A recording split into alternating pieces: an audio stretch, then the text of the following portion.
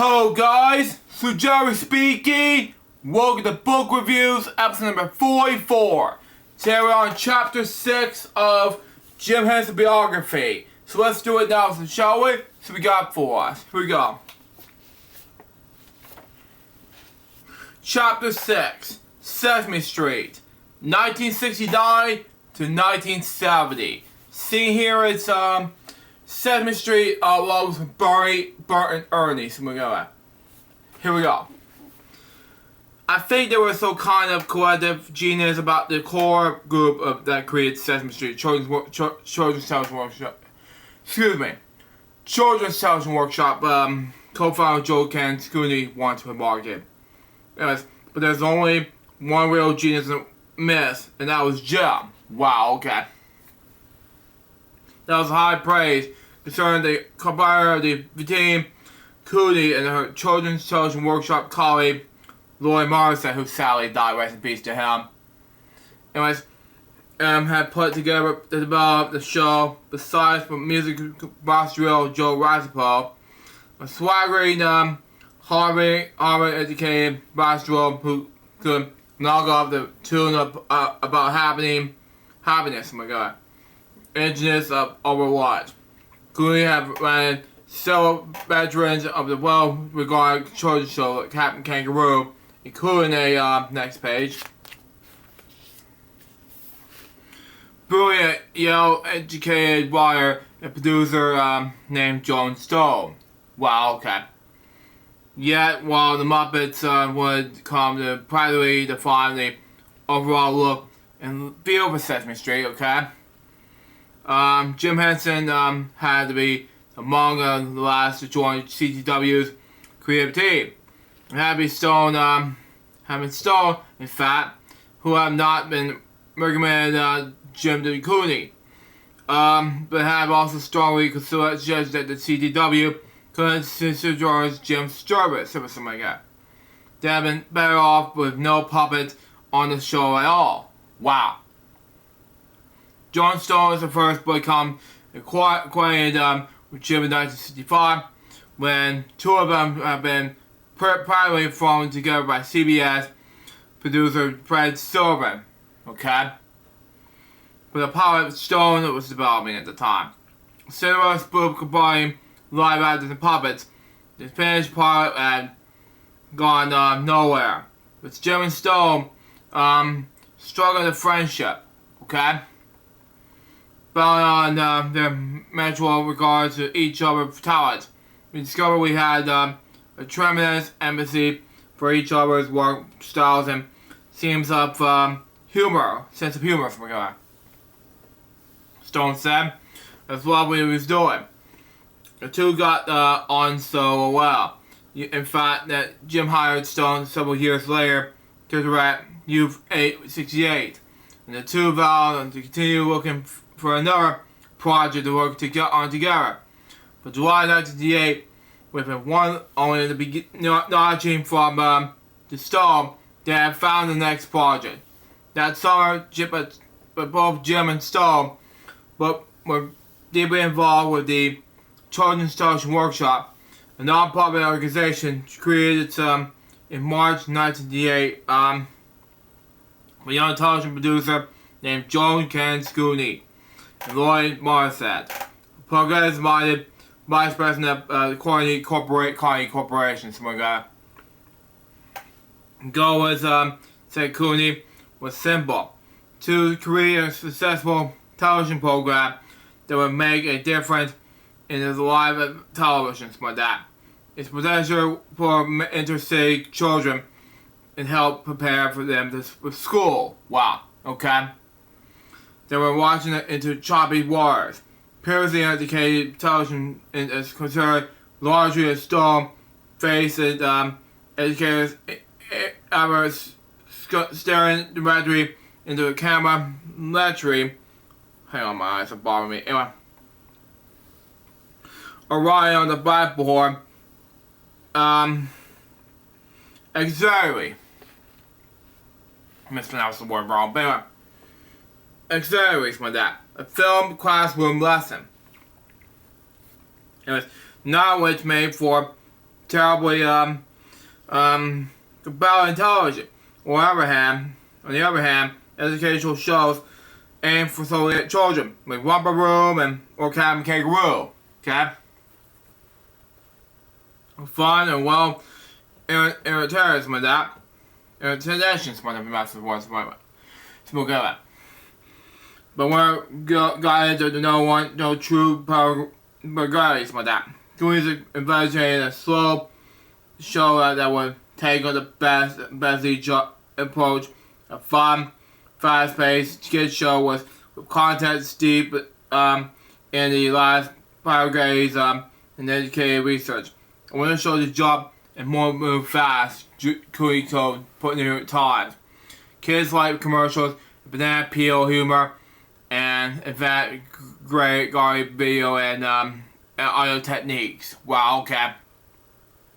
We have the influence of our content into forms with children that find acceptable, something like that. Anyway. And that was a criticism, something like that. Jim Henson was clearly her man. Wow.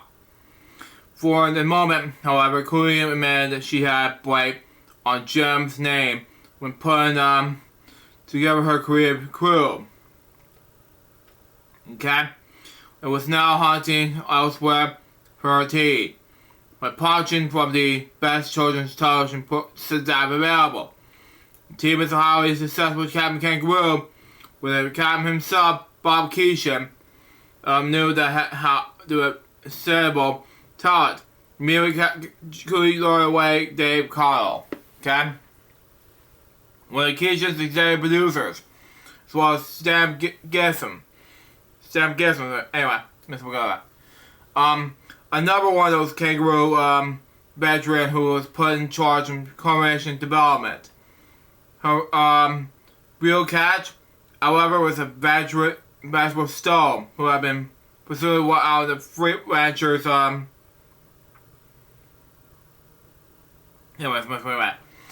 really quiet assistance to take on the responsibilities of the writing of Daily Show again. I talked to Joan Cooley for 15 minutes, recalled Stone. That was her for life. Wow. Next came a series of 5 semesters in college in New York. Over the summer of '68, finding the phase of it and the opportunity to develop the goals, direction of the small, still unnamed show. Wow. But mostly around the academies of creative talent, their first real chance to state each other down and learn to work together. After the first workshop in June '68, anyways, Stone invited Jim to sit in on the next series of meetings, held on July 25th and 26th in Harvard.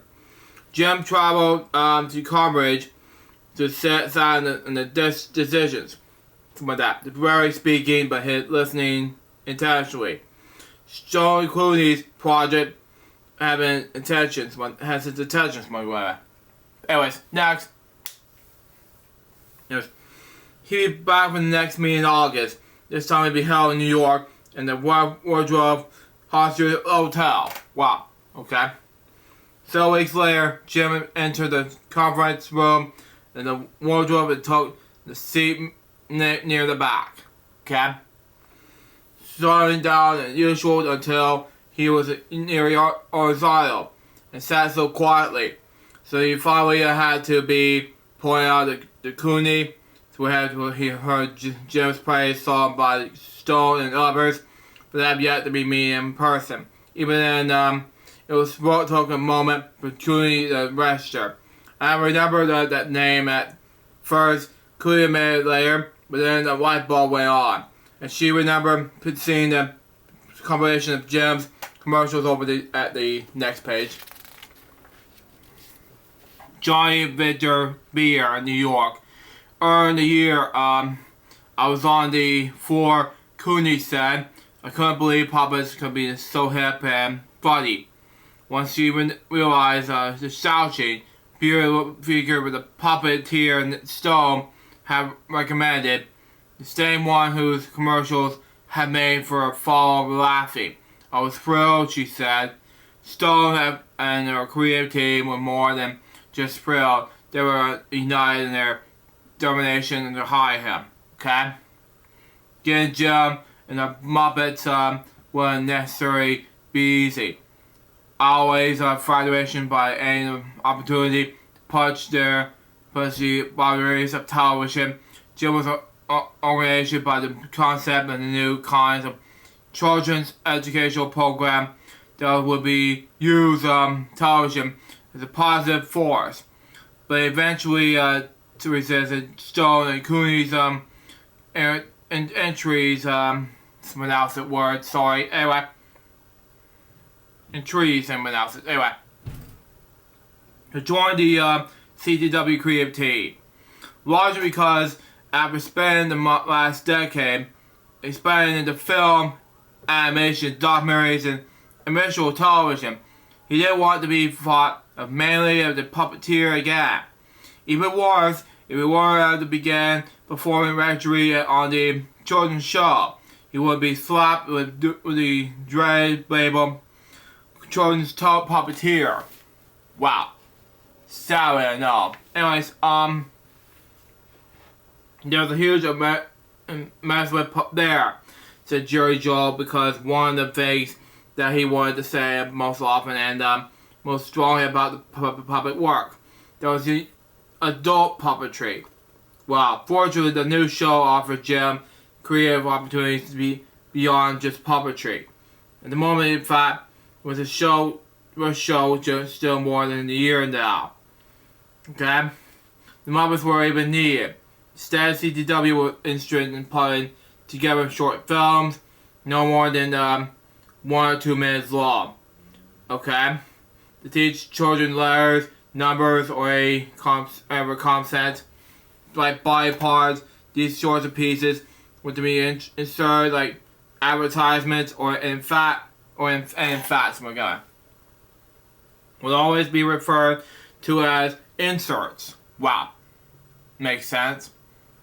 Anyway, as a regular episodes throughout each show, repeated 2, sometimes even 3 times per hour.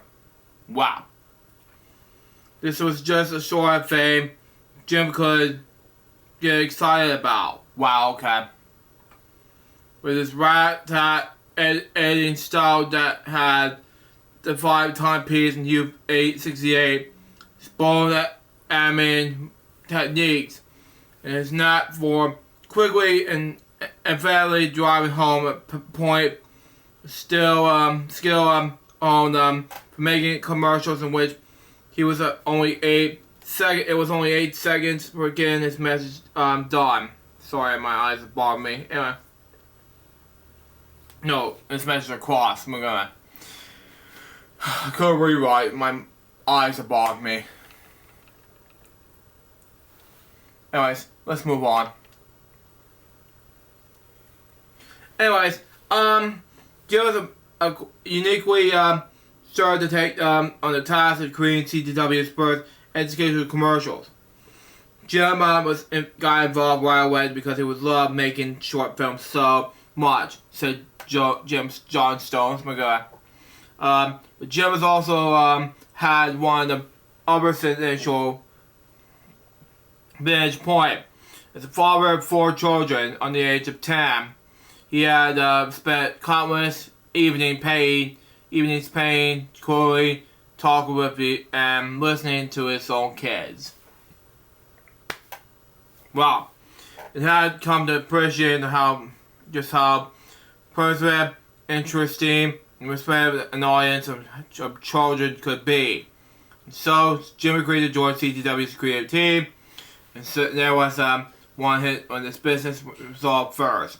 Well, Jim was committed to producing Muppet segments.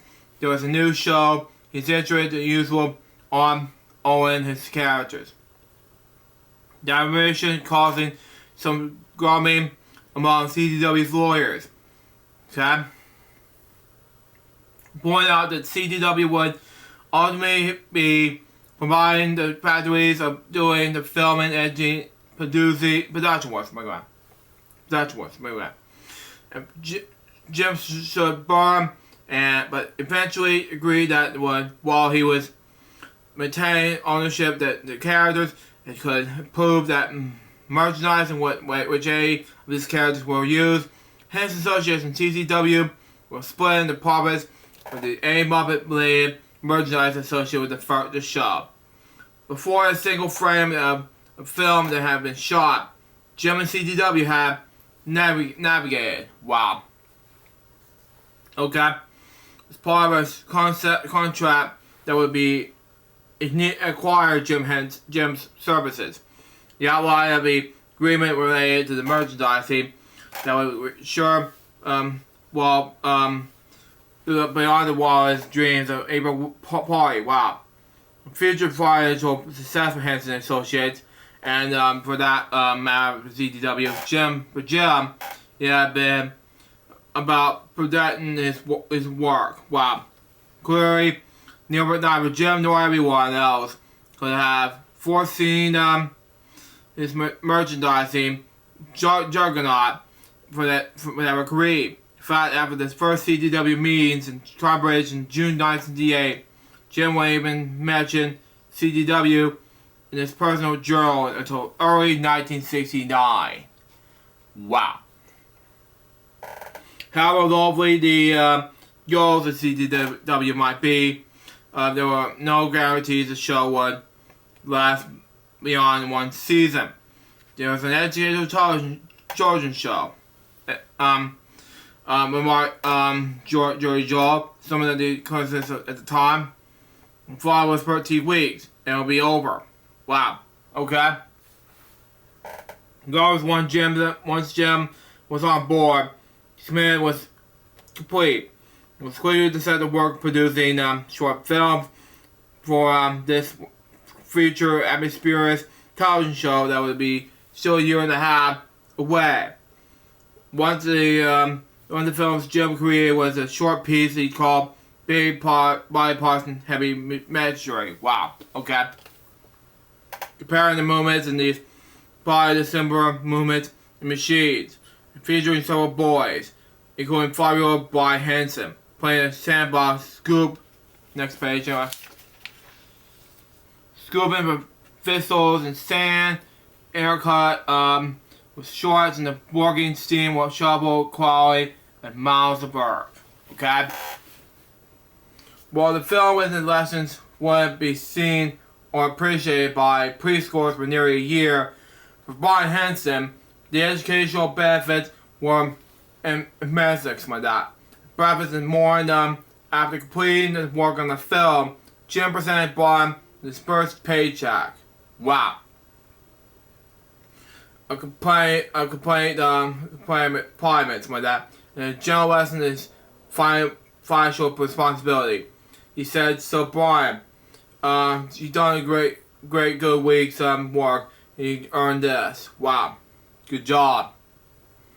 Brian recalled later he could have made a check for $50, and then he said, "So here's what you were gonna do. You earned that money, so now you're gonna have to take this for the bank, and now you're gonna have to open a bank account, and you're gonna deposit your $50, and you're gonna get the bank book, and then you earn interest, and you can have money." Wow, good job.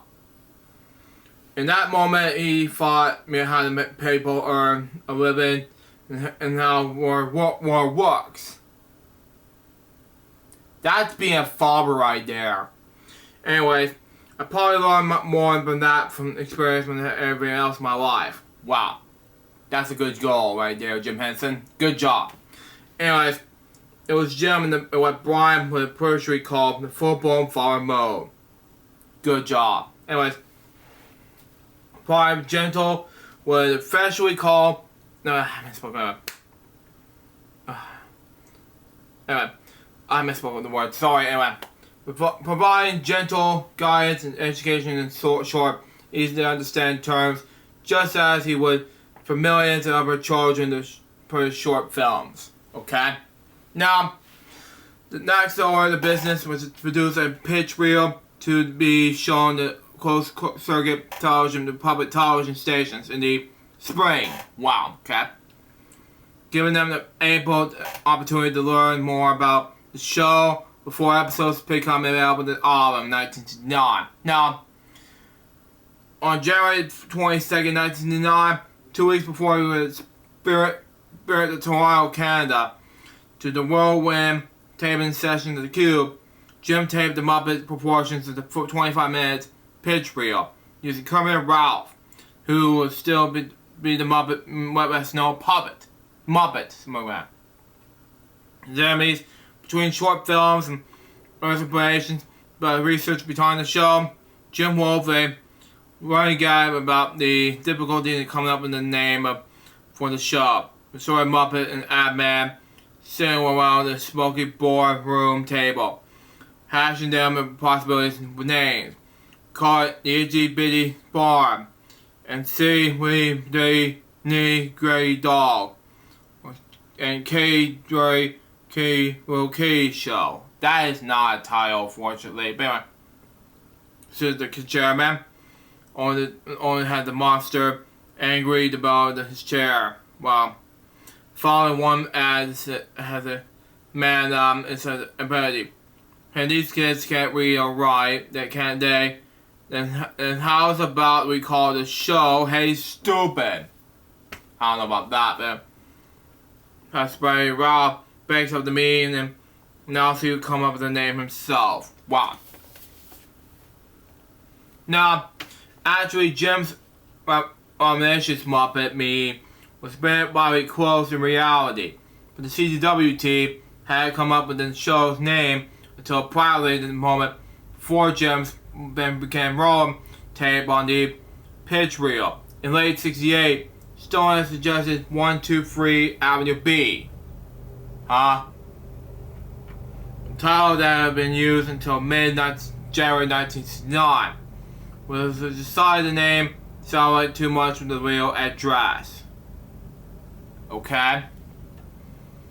At this point, Stone turned to his writing team the suggestions, pouring over this with everything from boring Front Street to the inspired view classroom.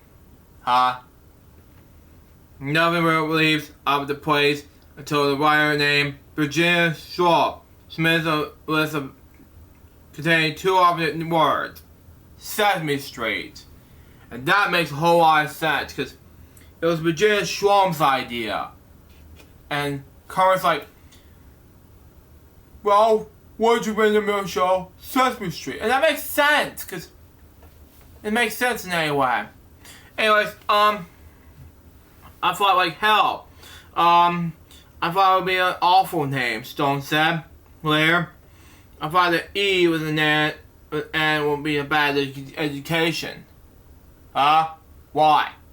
Anyways, it looks like a solid E. It would be Sesame Street. That's how you not pronounce it right. Sorry. Sesame is like open sesame, and that makes sense. Like, bear sesame. It makes sense to me. It kind of like that, but it's not like that. But yeah. Trying to read, and I thought it would be too cute. Producer Dave Connell, however, issued a directive that if nobody came up with a better idea, as of Monday we are going to call it the show Sesame Street. Wow. By Monday the name had stuck, and then Jim began filming on Wednesday. It was Kermit who was shown to come up with the name on screen. Successfully explained that the reference to the phrase "open sesame" kind of gives you the idea of the street that neat stuff happens. Exactly. Thank you, Kermit. CCW extended to have a pilot episode of Sesame Street ready by June 1969. Okay? So Jim began sketching out a few new Muppets for the show early that spring, handing Don Salee a few tip drawings, a little more than a duo. Two characters, The first had surprised eyes set in a tail, banana-shaped head, top with a stalk of dark hair, while the other looks rather than Wally Hay from Salmon Friends. That makes more sense there. Has a head like a football. Large nose and even larger ears, shaggy dark hair, and cover his eyes. Terry Charlene captured spirit of Jim's drawing.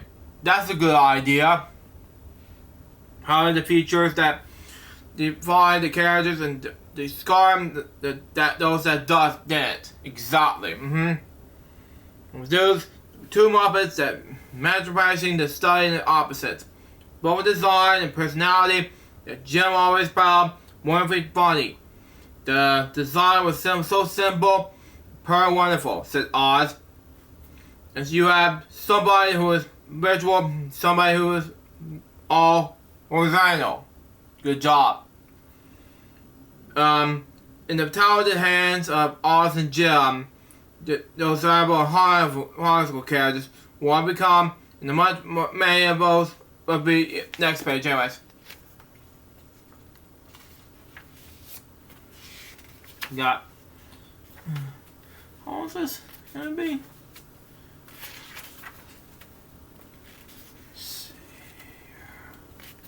It's gonna be long, that's it.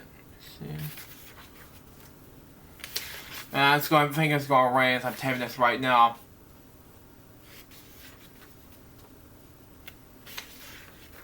Okay, it's like 132 second page. That's very much terrible. But let's just move on. But anyway. Funniest comedy duos everywhere. Find teachable moments for millions. Even as poke, pride, tease, and tolerate each other. His name is Ernie and Bart. Good enough. Anyways, took some try for Jim and Oz to decide which performer performs it would take which puppet. The players who didn't want using the mirrors in the workshop, we called Oz. With each taking a turn performing Ernie and Bart. Along with the designs of puppets triggered their personalities. The design really reflects the character and the fact that what kind of voice you do, Oz said. Ernie is suspendedness, while Bert is the rigid, uptight guy. Good enough. Well, there's a basics. It was easy for Jim to finally assume the more laid-back Ernie and Oz serious Bart. Good enough. So like Squidward and SpongeBob difference anyway. Anyways, still it would take a bit more tinkering, but before everything would fall into place with the characters, okay? It would even took Jim a while to find the right voice for Ernie. At first giving the character a voice similar to Ralph's, okay? Well, to creation of Ernie and Bert, Jim had made first combination to Sesame Street. It'll be far from his last, okay?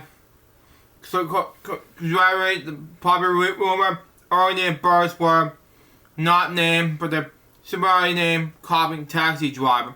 In the film, It's a Wonderful Life. It's a total consequence, something like that. Said Storm. For it for sure perhaps to be known that Jim did not have a great uncle named Ernie. Wow. Makes a lot of sense. Another of Jim's most endearing compositions of Sesame Street was the short films and animations that were supplied to be used as inserts, many of which were completed for the first episode air. Following the completion of this body parts, filmed in January 1969, Jim began working on a series of storyboards with 10 short pieces of film and animation that would be used to teach children to count. While Jim is labeled as March 1999 storyboards, Numbery and CTW would voice them under the labels Henson 2, which even Jim number Jim would feature his film. Wow, okay. For a generation of viewers, they were able also always known for simply the bigger films. Wow, okay. Each film will be one color-free animated counting sequence, followed by a number of short live action clips, which humans, actors, counted out loud flowers, objects, including one segment, Jim. It's a juggler who count 3 balls. Wow. At the end, a newly pressed baker carrying a freshly balanced arm for the appropriate number of desserts, including a top short flight of stairs, dramatic of analysis, quality creation. For example, 10 chocolate layer cakes, and eventually fall down the stairs. Jim and educational television graduate to the ending of the sketch with the explosion. Wow. I like it, said Cooney with what you call banana peel humor. Younger children, 2-year-olds, think that he hurt. I love it, unfortunately. Sorry, Cooney. Anyways, but it will stay. But while the film's completed, Jim sent his usual thank you note to his actors, when then billed CDW and even $40,000. Wow. Well, below the actual cost producing the films, especially since Jim had summated his expenses based on producing the 10 1-minute films. When the completed films actually ran nearly 2 minutes in length, in the spirit of projects, however, Jim refused to bill CDW for the overages. Wow, this is his film, folks. But on July 9th, 1999, only more than a month after number 36 work sessions were done, Jim and I shocked with Ernie and Bert when a handful of genius puppets were interchangeable eyes, nose, and hair. Jim called anything Muppet. Spent 9 days in Philadelphia, Pennsylvania, taping 5 pilot shows for Sesame Street. The pilots were to be shown to test audiences in Philadelphia and New York, a group that included the toughest critics of all the preschoolers who were Sesame Street target audiences, like that. And it turns out the response to this, Sesame Street response to this, which key group was to result in the important change in the show's format. In its important original pilot format, Sesame Street moved from segment to the gradual silverware manner. The human cast members introduced and made the short films and animations. The Muppets would take to be seen in their own segments, auto-referencing prior inserts, and service in the link from one piece to the next. Then gave the show the managery live-in feel Cooney had originally invested in it, missions like that. But such a format meant the Muppets were completely insulated from Sesame Street's human cast. They have been down to Biography, when that mouse's word, so yeah. The rarity of the mouse, anyway. In which the best of relations. We have been told by our advisors that preschoolers have been difficulty in separating like that between fantasy and reality, so said. So the first idea was that you will have to be street, you very well looking set with real people on it, and you will cut away the puppets. The animation to all the things that make you up the fantasy. Next page. Anyways,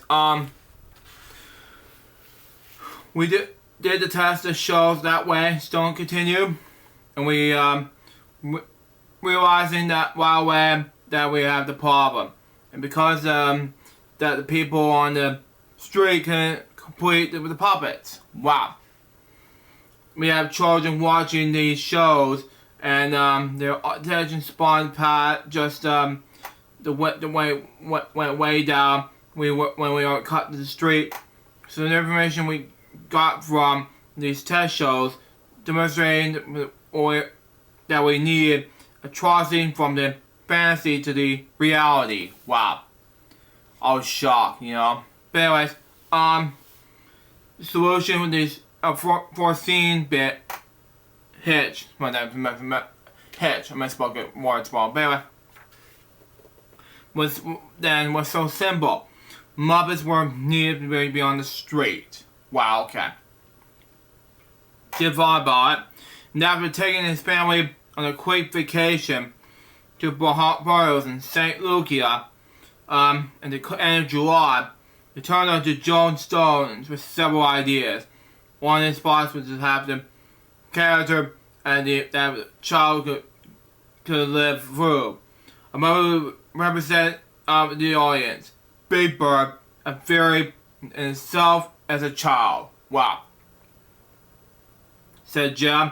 And we wanted to make this great, big, silly, awkward creature that would make the same kind of dumb mistakes that kids make. Wow. To make even things even more interesting, Jim and Stone decided on another character that would narrate the average with the wide-eyed and Amazon Big Bird and Chemical complaining grouch named Oscar. Wow. Oscar is there because we didn't want to be Brian Key's show. Said so. We didn't want to let go get too sweet on Oscar. Exactly.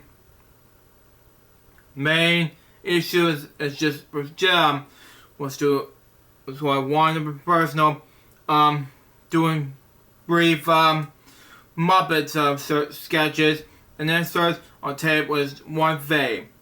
Appearing regularly on the Daily Show with another. So with that, performing Big Bird and Oscar would be a time-consuming task that we require the puppeteer to be present for the one furry show CDW expiring invitation filming each year.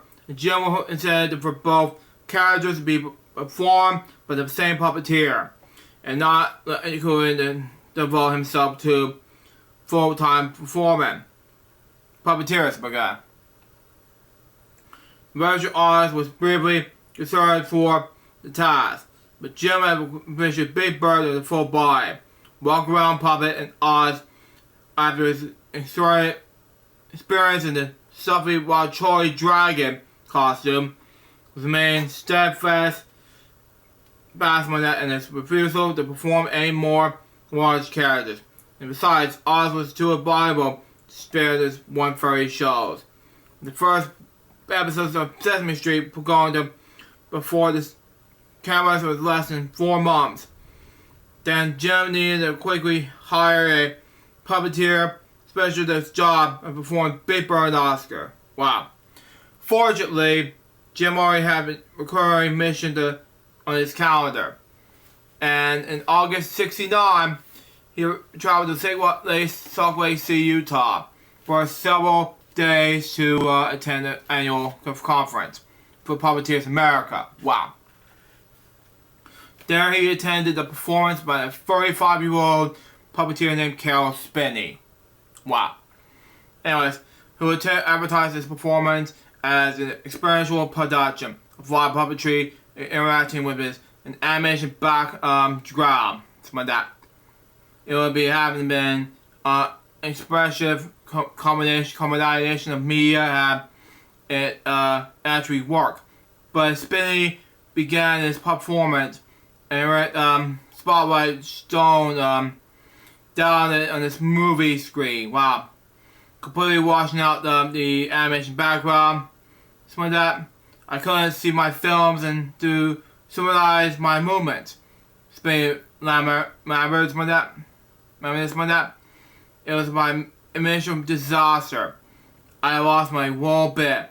Spinney managed to summarize the performance through a bit of ad-libbing, then stunk off stage. To his surprise, Jim greeted him backstage in his near whispered way, and that Spinny even could meet with him later to talk.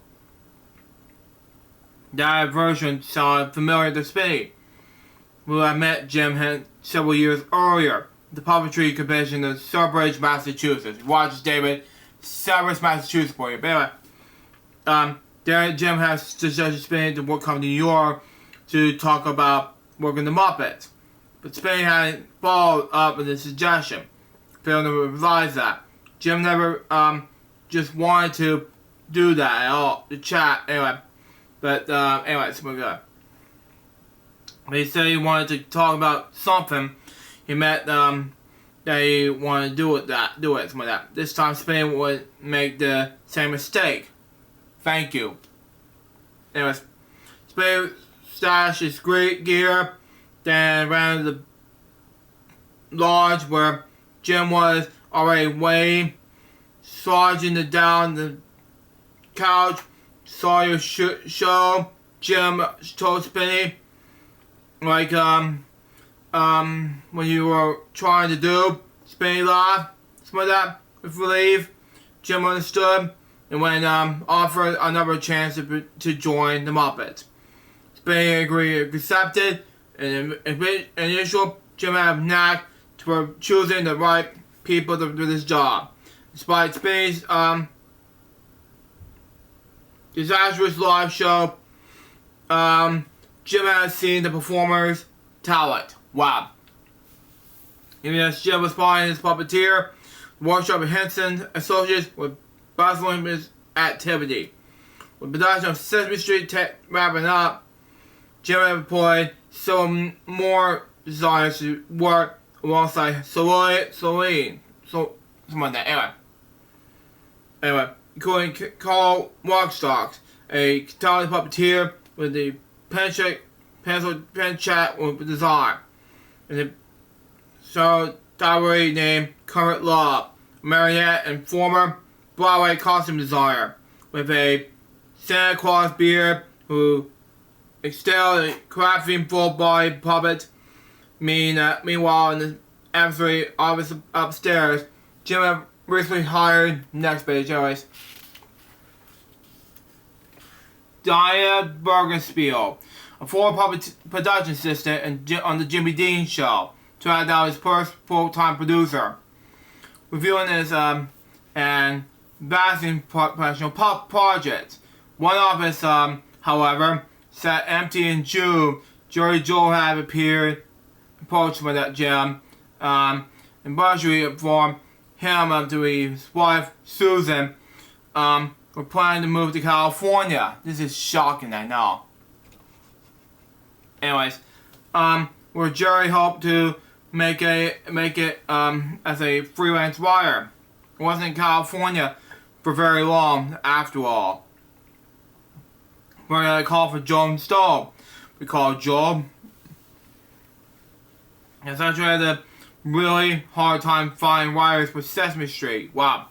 With May, Joe was skeptical about whether Sesame Street would last more than a season. And he didn't want to relocate to New York to find when the morphine experiment had failed after 3 months. This is difficulties, I know. Anyways, Stowe and Jim were pursuing him. When it came to be Muppets, Jim was concerned Joel knew the temperament and reverence better than anyone. Jim wanted to need him. Stone tried again, and offered Joel to option to remain in California, working long distance. With that, Joel agreed to become one of Stone's most important Sesame Street writers. Wow, okay. Mailing the Muppet script to California and coming to New York when necessary for the next 5 years. Wow. Good job, Jerry. Anyways, as fall approached, the Muppets builders were putting the finished touches of both Big Bird and Oscar, bringing them to the first full day of Third Street shooting from October 13th, 1969. Wow. Jim wanted Big Bird to in the neck sprays and the full body characters. An improvement over earlier efforts that had limited characters' facial expressions and squarely arms and that inflated arm and movements like that. Jim wanted Big Bird to have a more expressive face with eyes that blink. Wow. Difficult as enough. And a flexible body that allowed the performer to more easily move and react. Swing that was edgy and work on Big Bird's head and the word and the gears that would allow the performer to open the big puppet's eyes while current love and the flair, the dramatic separate the body apart from drawings here provided. Jim had inspired Big Bird's design in the other ways. When Big Bird was being developed, I had kept the image of Jim Henson in mind. Said Love, always proud of Jim's statue. He was well over 6 feet tall. That opened that he had when he walked down the hallway, somehow or other, that was what stuck in my mind. From the moment Jim had even considered constructing a puppet in which the puppeteer, the former some of that, walked backward to more closely simulate the actual bend the bird's leg. Fortunately, however, said Spinny, Jim dominated the idea, and I could have spent over 30 years walking around backward. Wow. Difficult to know. There was nothing overly surprised by that about Oscar. However, he was a Muppet typical of Jim. For this, yeah, somehow no reasons when that monsters. Wow. Difficult to know, but yeah, something I know. But anyways, where was? Yes, oh yeah, there we go. Originally an orange shag rug with a wide mouth and angry eyebrows, Oscar had been partly inspired by regular Muppet Workshop, regular launches the seafood restaurant that's around the corner from the Muppet Workshop called Oscar's Salt and Sea of the Sea. When the grumpy, growling ox owner offered resort was Jim and John Stone and fits of giggles. Initially envisioned by Jim and Stone, Oscar was supposed to be a grouch that lives in the street sewers, accessible through a manhole's cover, something like that. It would be lifted up, and you'll see that these little eyes, with that looking at you, and you'll go down through the dripping water and the stewards, something like that, misspelled the words, anyway. And here would be the stuffy little things, the half darkness that were picking things up out and swatting and eating them. We called Stone. It would be an idea he and Jim found hilarious. Wow. Okay. Initially, we decided that was too gross. Oscar would live in a much more easily accessible and far less gross garbage can. On Monday, September 29th, 1969, Jim and Oscar began filming their first set of Muppet in-person leaves teletape at C7 at Broadway, just about a short cab ride across Central Park. Wow, okay. The first segment, ran by and directed by Stone, featured Ernie and Bert off riffing on what would be on the Sesame Street's first episode, Larry W. and the word wash. Wow, okay.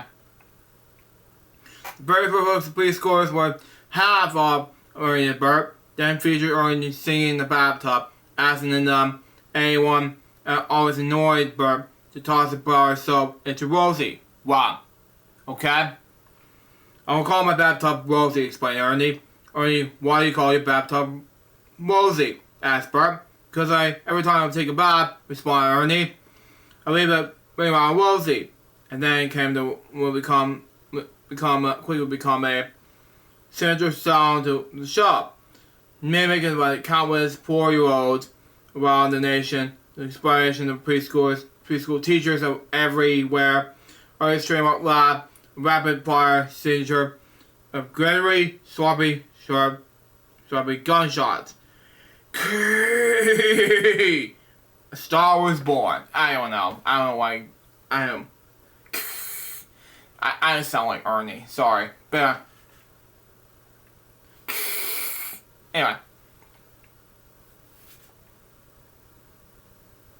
Anyways, a little less than 2 weeks later, on Friday, October 15th, Jim, next page. Anyways, were to the teletape factory at 81 First at Broadway. We're starting the RKO movie theater that had been converted to television, and strolled the recently completed Sesame Street sketch set with Celine and Spinny. Wow, okay. And spending the various nooks, the Muppet performers that we kneeling, crouching, and lying on their work. Wow, okay. The area around Oscar's trash can was merely problematic. Wow. It had been concentrated in such ways that the right-handed Spinny could wedge his arm into the trash can's opening. Wow. Okay. Spinny would have to form Oscar's left hand until it was said could be adjusted. The left hands are much stupider at your right hand if you're right-handed. Because I'm a left-handed person. If you're wondering, Carol. But anyways, Spinny explained. So Jim wasn't anxious to see how Oscar would look in the set, and asked Spinny to perform the character anyway, regardless of the difficult setup. Okay? Even without the controlled concerns from that trash can, Spinny was nervous about debuting Oscar in the front of Jim. Wow. Okay. He had only just decided that more than the voice he would use the characters based on the Grove Bronx cab driver who had driven Spinny in the studio and got where to back. Okay. And had yet to find out that if it met with Jim's approval, I hope that I have the right voice. Spinny said later. Jim wanted patiently as Spinny pull it open, pull Oscar on his left arm, and twisted himself awkwardly behind the cutaway can. After the moment, Jim tapped rapping on Oscar's trash can, like tap, yeah. Just get a little bit.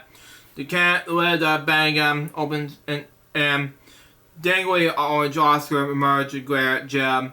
Get away from my trash can, Spinny snarled his cabinet's voice. Jim smiled and nodded appreciatively. That'll do fine. Beginning on Monday, October 13th, 1999. But anyway, Jim will spend a few days on Sesame Street's set performing Kermit and Ernie.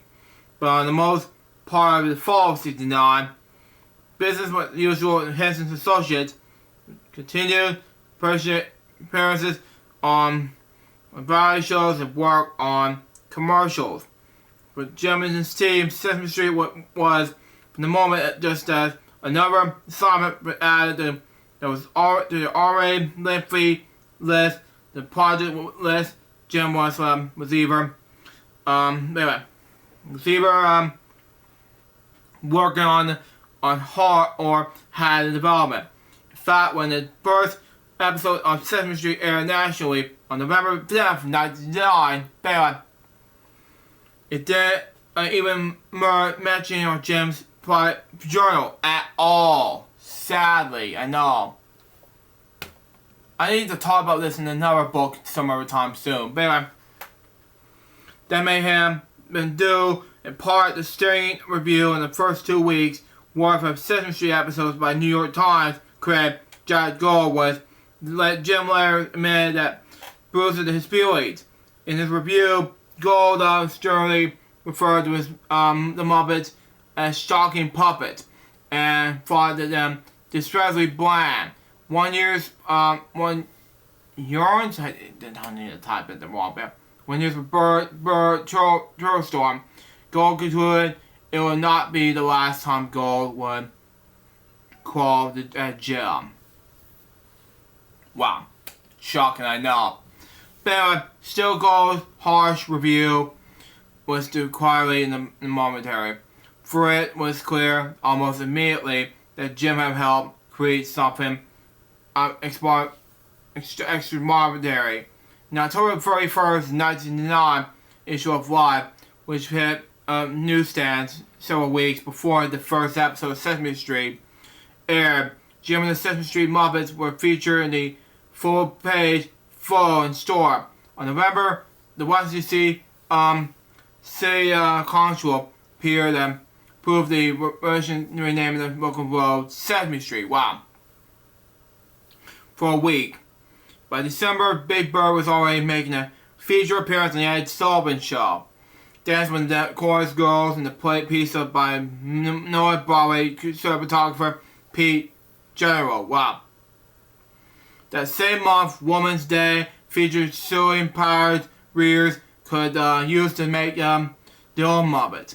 They then performed them on the original routine written by Jerry Joel. Makes sense? Anyways, it was clever, witty, and charming. Encouraged the Detroit Free Press. Misspelled the words wrong, but it's a cage, it's non-violent, it's fun, and it's maybe even be educational. Before the end of the year, even Jack Gold had to finally admit Sesame Street was an undisputed hit, which I disagree. I did not know what success meant, but I knew we had. Joel Cooley said later. Wow. I agree with Joel. She know that Sesame Street was in the time. She created the show. She and Lloyd Barnett. These two mind geniuses themselves, Muppets, created Sesame Street. Anyways, even in Sesame Street, Bill and Marty, Jim continued writing new pieces with writing show appearances. On the very 30th, Ian Oz formed a musical skit on the Ed Sullivan Show using several new Muppets, including a crazy hair puppet and sunglasses, who had come to be known by the name of the song performing that evening. A bit of a non-initial skit from the Italian composer named Pasquale Armamia. Boring, I know. But it's called Mama Namina. Anyways, next. Jim found the song the location as far away from Sesame Street as possible. A 1988 Italian Shakespearean film called Sweden, Heaven and Hell. Wow. Which was premiered on New York in August 1999. It felt I'm sure that he and Jim had probably both seen the film, and when he played the Arbor Embassy Theater 5 minutes away from the Henson office, both only Jim and Oz said, laughing, would have recognized his potential so quickly. Okay? And song by Jim, with Oz performing the two actual backup singers known as Wolves, Snows, on that. Phenomena, as Jim will always, next page, anyways, spell it, seemed to cause some, made up from the Muppet brand of madness, like that. Jim took great, delight in plays, like that. Anyway, for the four sides of the television screen. Some of that. Similar's character in Sideways. Okay. What was that? Okay, there we go. Watching the camera from upstage or even back from downstage. It was a performance that originates from nod from the summer days of Sam & Friends. Wow. Okay. While there was no explosion at the end, sketch concluded the public smashing the camera. Wow. Backing it out. The storming crowd went wild, laughing and applauding spontaneously several times during the 3.5 minute performance. Wow. Okay. Anyway, we're an hour in for this episode, so they're over an hour in. But anyway, in the early 70s, Sesame Street official success, ABC TV expressed that interest in reviving the Muppet project that has been languishing on air for nearly 2 years. For the fairy tale satire called Hey Cinderella. Okay? Jim was taped in the fall of '68. Wow. Excuse me, okay? Using the basic outline of failed Cinderella pilot, he and Joan Stone have collaborated on back in '69. 65, something like that. Jim was delighted with ABC's decision to pick up the all special. He was hoping to make Hey Cinderella the first the regular series. He was called Tales of Muppet Land. Wow, okay. Instead of working on spilling several short spots, with comment that will be inserted into Hey Cinderella just before each commercial. The series acknowledged decisions would lead to unexpected headaches. Following the April to airing Hey Cinderella, Jack Goldie, same critic who had already dismissed Jim's work on Sesame Street, and especially glad to swap with Jim again. Wow. Difficult with these, I know. This time, taking great upgrades to the use of carbonated film lead-ins up to each commercial break. Measuring the Children's Television Workshop is not advised. The occasion in which success strikes, Labyrinth Gold. Sesame Street last night lost its little luster. Kermit took up the fave and became a one more pitchman. Seriously, dude? Anyways, that was too much for Jim. It didn't seem to matter to go the production team, including Jim and John Stone, Cinderella had merely no affection with Children's Television Workshop on Sesame Street, something like that, or Sesame Street rapper anyway. Favorite Kermit was a favorite thing, Spank, something like that, with the pitchman. Jim had been very careful not to show Kermit actually endorsing a production product, something like that. Frustrated, Jim appealed to go in writing, trying without much success. To set the record straight, the past 10 or 12 years, approaching half of my income has been destroyed from producing Muppets commercials, Jim explained, since the adverts of Sesame Street and my own interest and concern for television. I have become a great deal more selective and have turned back down many luxury of some of that offers to seem to be trying to capitalize on Sesame Street. My point on out that it was my outcome from commercial TV that makes my participation in educational TV possible. Wow, okay. Jim was inspire the critic that he would continue to work the industry and responsibility to the children of the country. Makes sense. Commercial would remain Henson's associate primary source of revenue, something like that. At least for a while. The goals criticism, however unfair has stung. Wow. In August 70, Jim refused to renew his contract to film initial commercials for the Official Way company, signing both his name, his time committing to Sesame Street, as well as Henson Associates, extreme severity, commercialization to the Muppets characters, as well as it had sort of goal. Jim was indeed become more selective with the kind of projects he took on. Before they produce short sales or more initial films to for commercial use by companies rather than major advertising campaigns. Anyway, I misspelled the words wrong. But anyway, next. In a sense, he was lying low. Wow.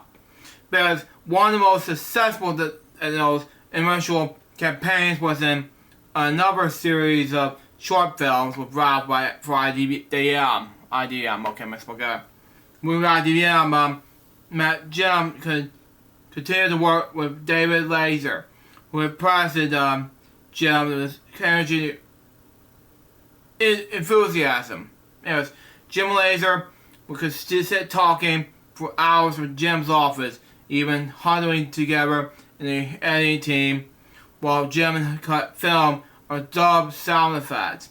Some editing evenings, Lisa or Cheryl, or sometimes both, would join Jim Laser in the workshops when that, giving Laser the opportunity to observe Jim and his children. Wow, okay.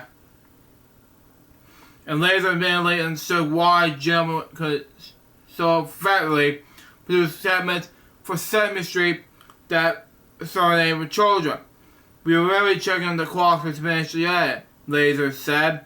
And either Cheryl or Lisa asked a question. And he turned around and I was going crazy. He was turning around to calm and could be give her a straight, honest adult answer. And I learned a lesson then. He had such a respect for his children. They asked him a question, and he took the time to answer it. Well, okay. Yeah, too, you have the parents is what your kids will learn more than you will tell them, Jim said later. They don't. Next page is. Remember what you were trying to teach them, okay? Remember where you are. As Laser have noticed, Jim valued the views of his children and his thought vigorously as to their opinions on his work. Well, okay. Ow. Anyways, gauging their reactions to performance and asking questions. Jim was not agreeing with that with his children, said Jane. They have a great sense of humor, and so he immediately started using them to find out what was funny, what would work, and he respected their opinions. Gravely, if the children laughed, the routine would stay in. If they did, 10-year-old Lisa was often the first to pipe up in his queries like that. Anyways, Lisa had great taste. Lisa, Jim told the Philadelphia Inquirer, something like that. She can tell you especially if something was working, or if you're doing a punchline above children's heads. If she feels they will understand it, we make it simpler. With countless newspapers, interviews, and the puppets peering out for the cover TV guide, Jim and the Muppets we quickly became the public face of Sesame Street. Wow, okay. And such, his time with more, the man with population and population education, fearless, attending CW cinemas with Jane and the Sally Iron House in Harveston, New York. Spent several days in Harveston at simulation discussions and education on television. Jim was continuing to feel boxing by being promise money anyway. As a children's performer, and remind reading readers to one interview at Villanova with that he considered his success on Sesame Street on because we're really not kid oriented. About 95% of all the things I've ever done had been for adults. Well, okay, makes sense anyway. Jim was still working hard to get several more non-Sesame Street related Muppets projects off the ground. Including a Christmas special that Jerry Joel has been writing, inspired back in 1963, about Santa Claus being kidnapped and replaced by another imposter who plans to do burgle homes around the world. Okay? Anyways, Jim has been trying to sell the show for the last 7 years, rewriting the script and pitching on the major networks, including in Spain and Canada. Until finally June 1970, Ed Sullivan, long impressed with Jim and his appearances on his show, agreed to produce the script and his hour-long feature, The Great Santa Claus Switch. Wow, okay. Once again, there was personal issues. With Santa would be played by a live actor, Jim had suggested Zero Mastro and Bill Silvers before that, and Art Carney. There will be countless new Muppet monsters walk around characters, okay? Which require performers Jim didn't have at all. Instead, be scouting for talent at puppetry conventions. This time, Jim decided to bring the potential talent to him, some of that, by hosting a series of audition Muppet workshop before a single session be set up. However, Jim found the first performer his own friend and colleague Jerry Nelson. Wow. In late '69, Nelson was performing by small acting roles and taking odd jobs, while devoting himself nearly full-time to the needs of his 9-year-old star, Christine, who have presided Fribius with that. While attending a Christmas party that winter, he had some scene Sesame Street playing on the television in another room.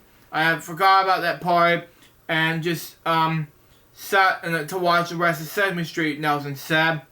After Christmas, Nelson and Jordan called Jim excitedly. I told him I seen Sesame Street and was just flabbergasting and just thought it would be really wonderful show.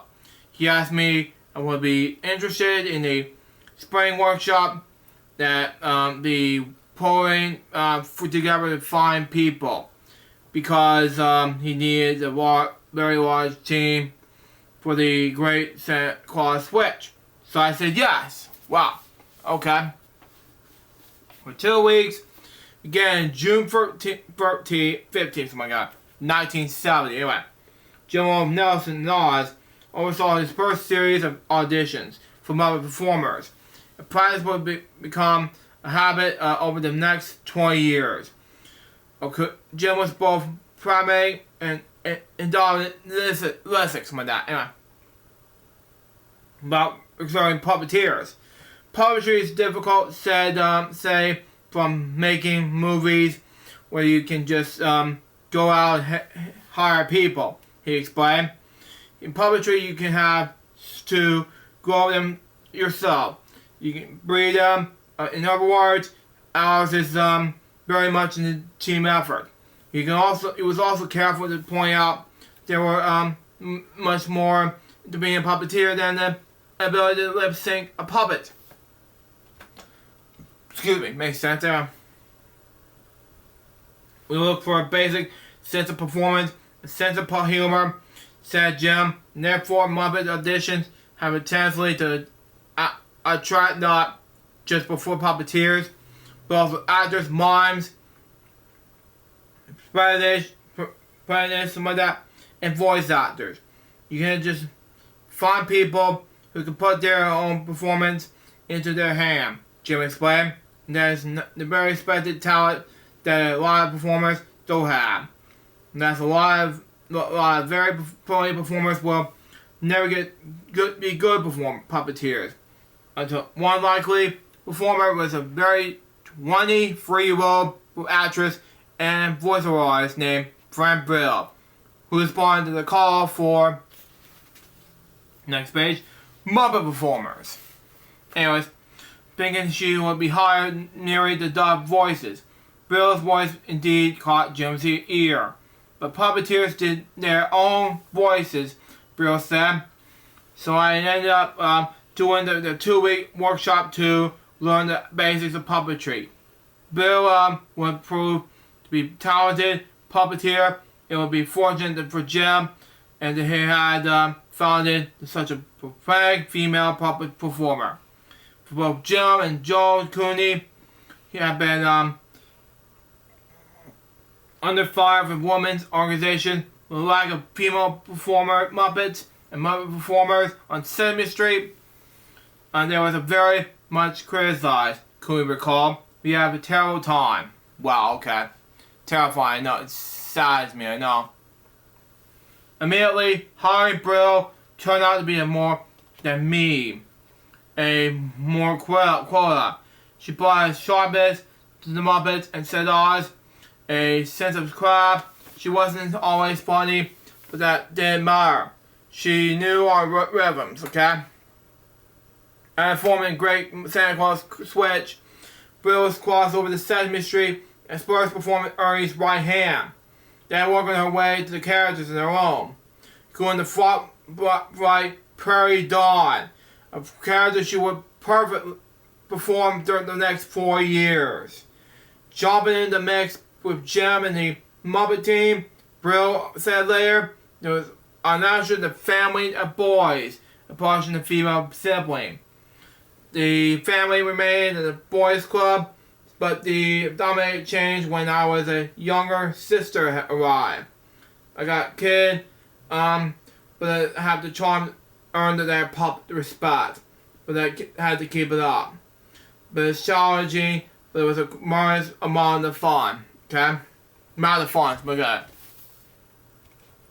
Anyways, amount of fun. Anyway, moving on. Next, the June workshop found another puppeteer who bounced perfectly the Muppet beat.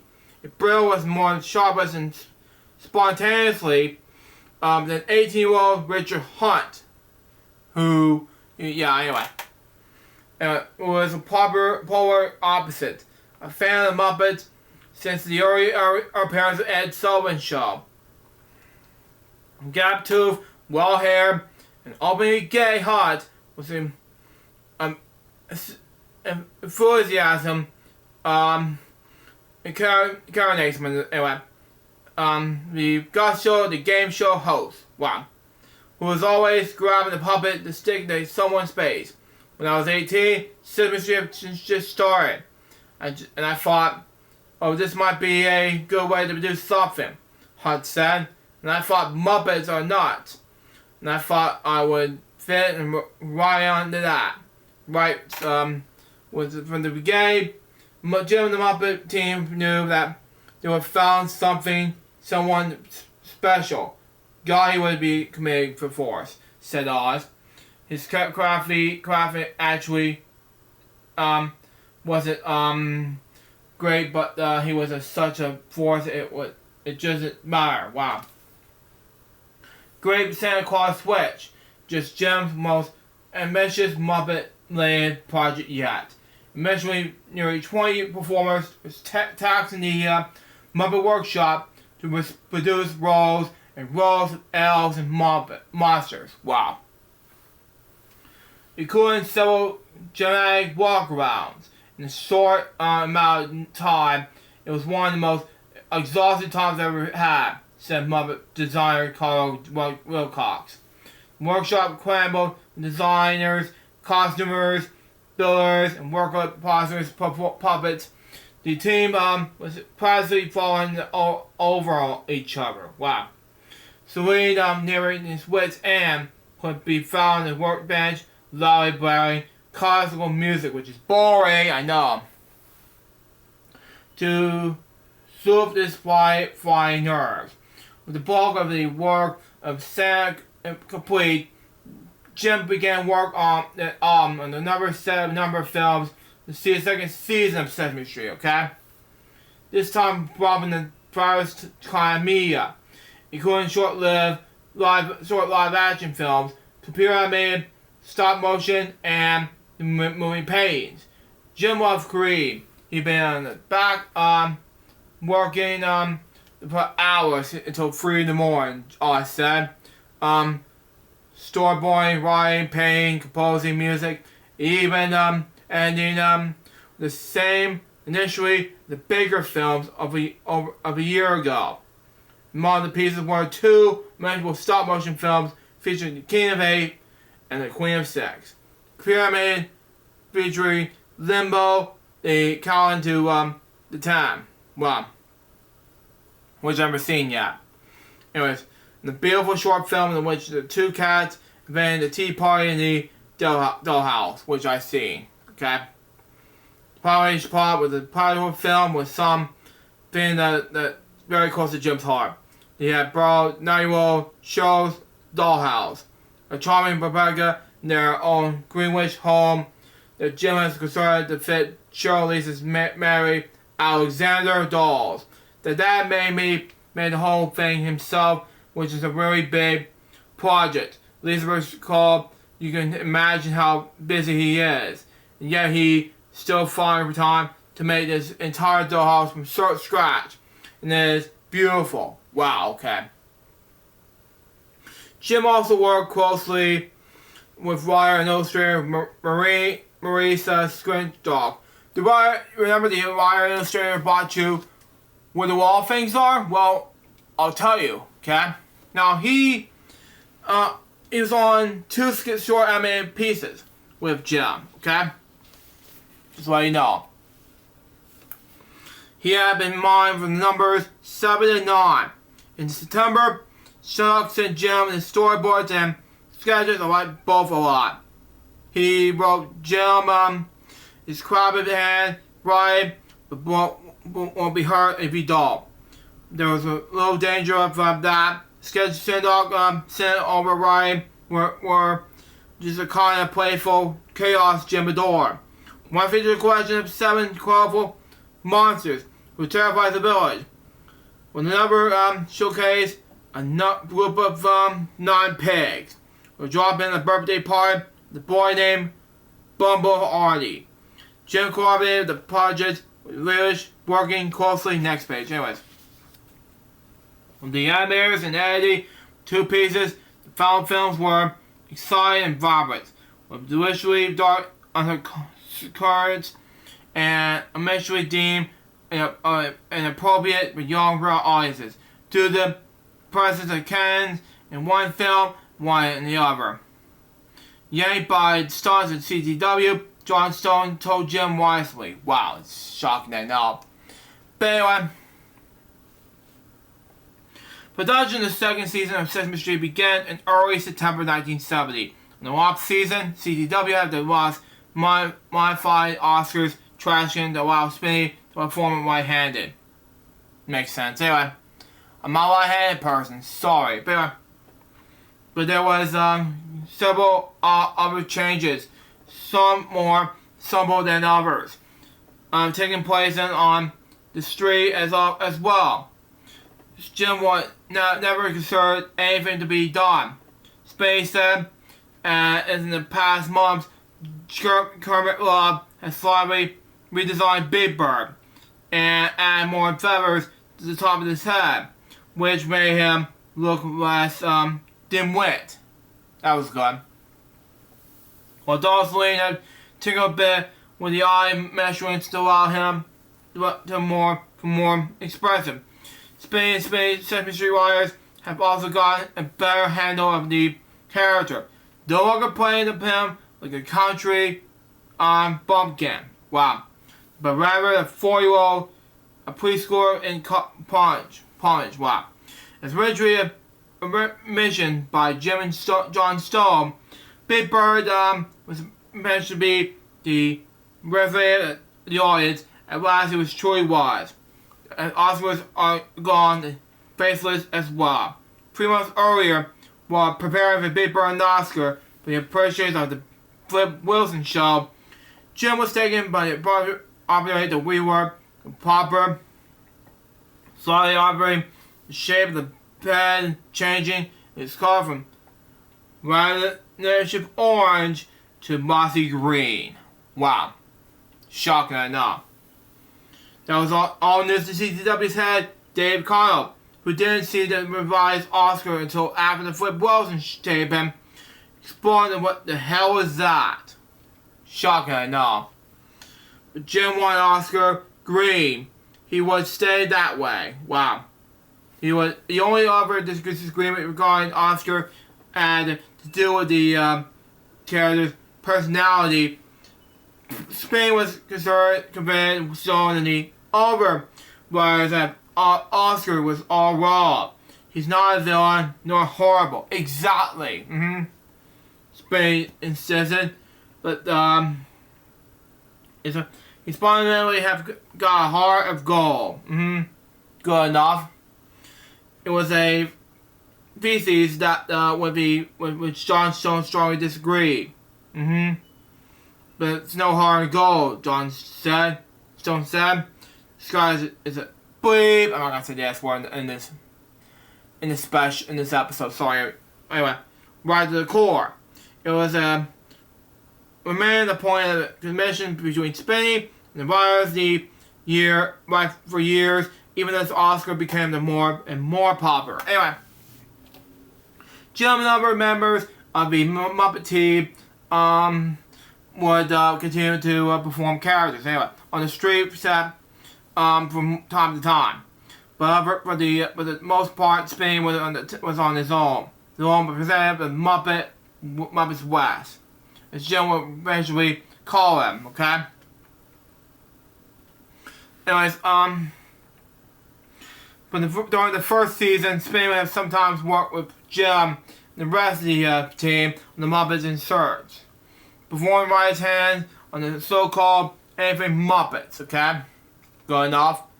Anyways, Muppets could be dressed with different eyes, nose, hair, and as needed. Okay, but they didn't want to enjoy it, said Jerry Nelson.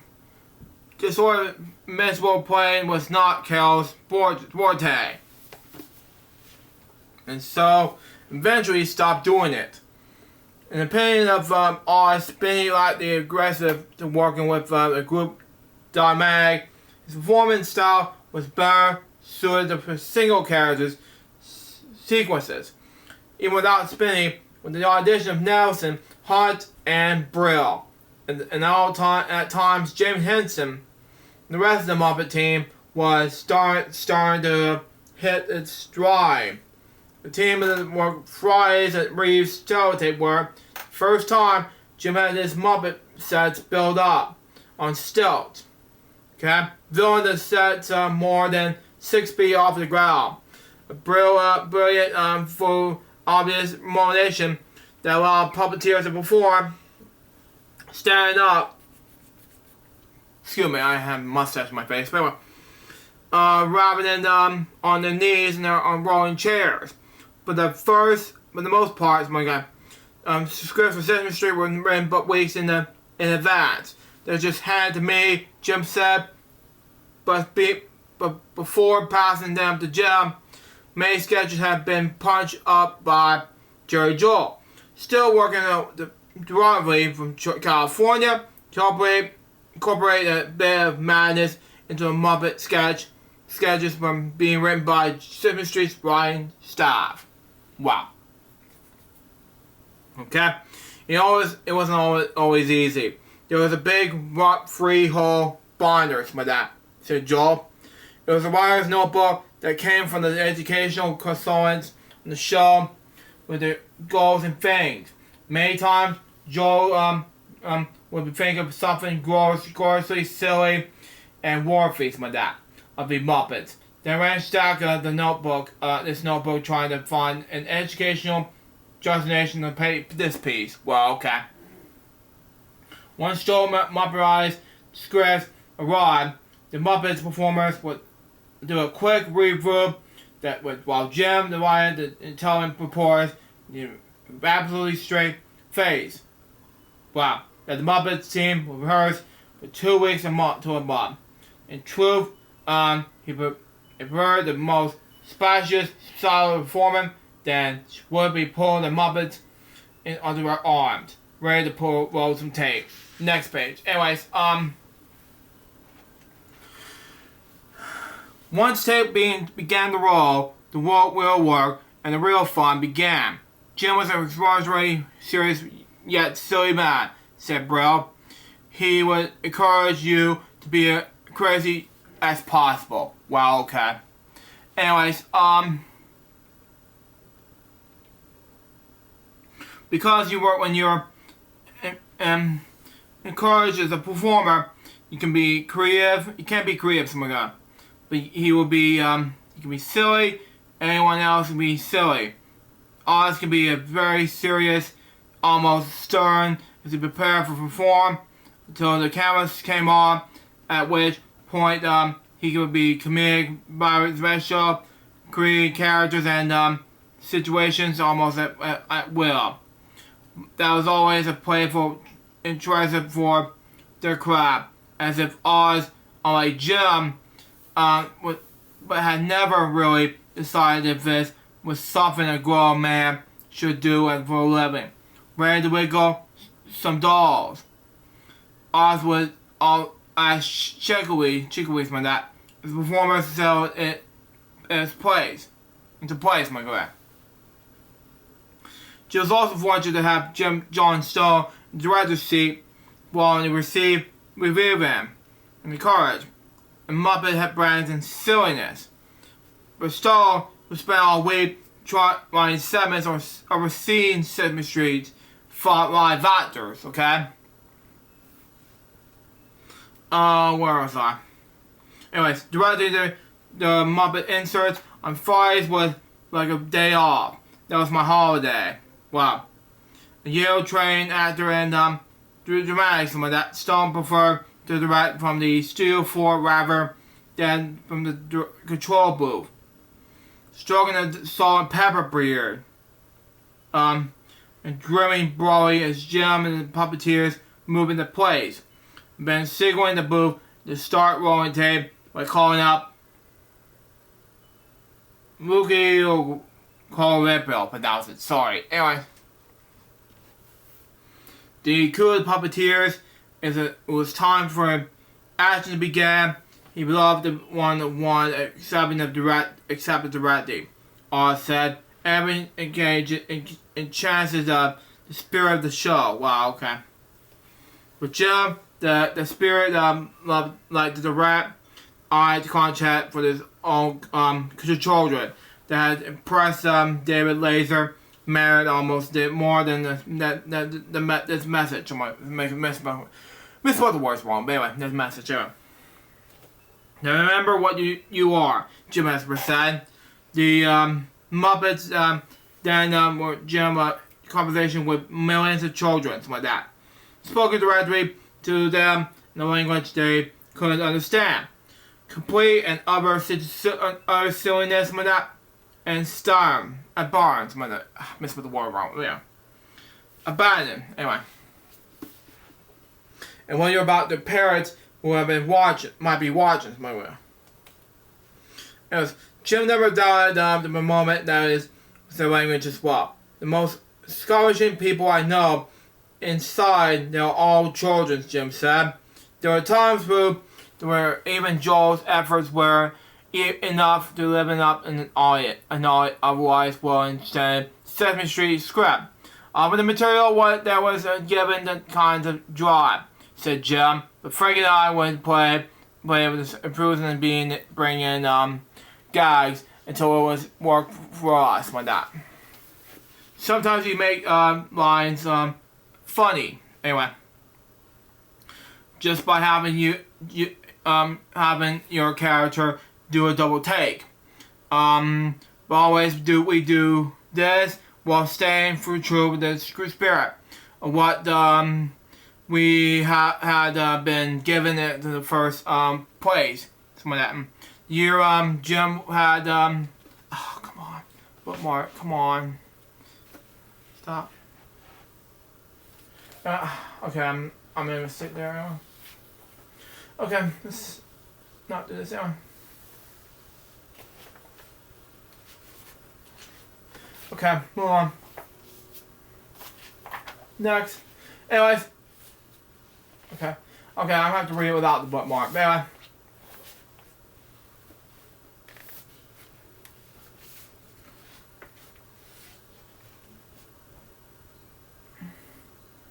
Okay, where was I? The years that I spent in the company of the joke writers on the Jimmy Dean show has served him well. But Jim understood not only that it was funny, but also to take material provided by others and make it funny. Jim and I tend to probably uprise when performing Ernie and Bert, okay? While tossing jokes back and forth and improving in character. Performing the Bernie and Bert pieces with Frank has always been one of the great joys of doing the show. Jim said, it's really a unique way of working the television because at about half the time when Frank and I are working, we decided not to use the script. Instead, we'll take this basic concept of it and have the script.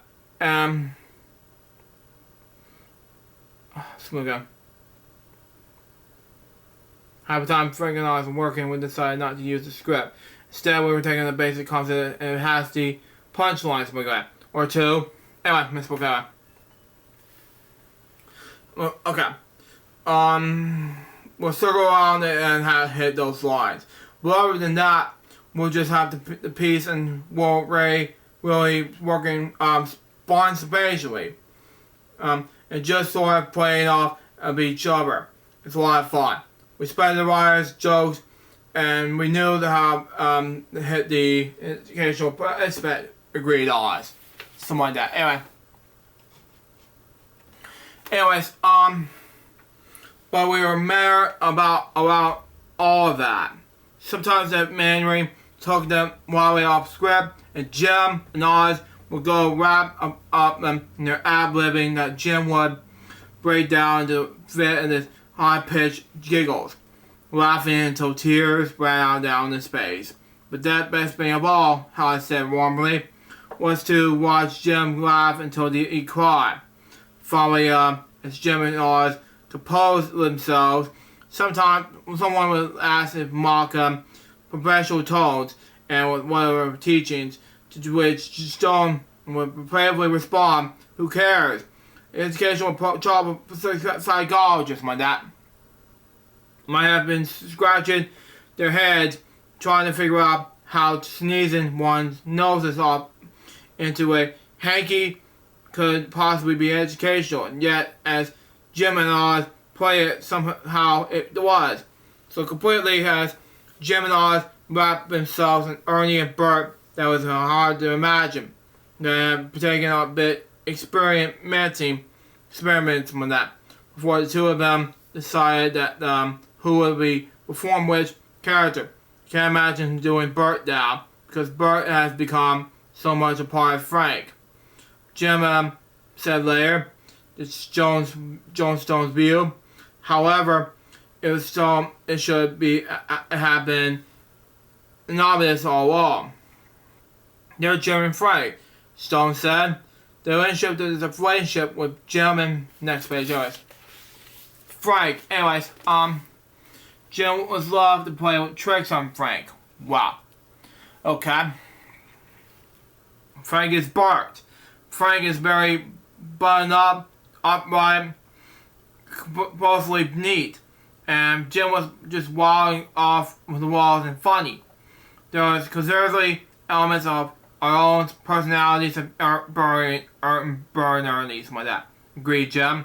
We play each other some time and play off each other's wall very well. And there was what a great comedy team does. Exactly. Well, Ernie and Bert, and therefore Jim and Oz, will come to be almost universality, hailed to be a comedic duo on the same upper stratum as Ahmet and Groucho, Roy and Harry, or Burns and Allen. Oz never really thought of Jim and himself as a comedy team. We were 22 people as a sort of home with each other, so that we didn't have to say everything to communicate, Oz said. So we get done with a take with it, and we look at each other, and we both knew without saying anything that we had to do it again, and we both knew why. That was a special bond we had. We didn't make comedy. They didn't make comedy, said Oz. Instead, we created kind of aliveness. Well, okay.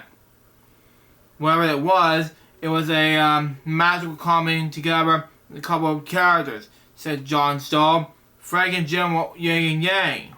Well, okay. There was a principal couple. It was a beautiful love affair. It was the best sense of world. Besides Ernie, Jim was regularly performing Kermit for the Sesame Street inserts.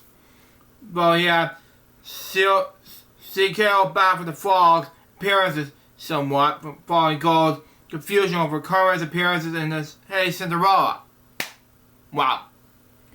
Saddens me, I know. But anyways, the incident had fledged such a bad taste in his mouth.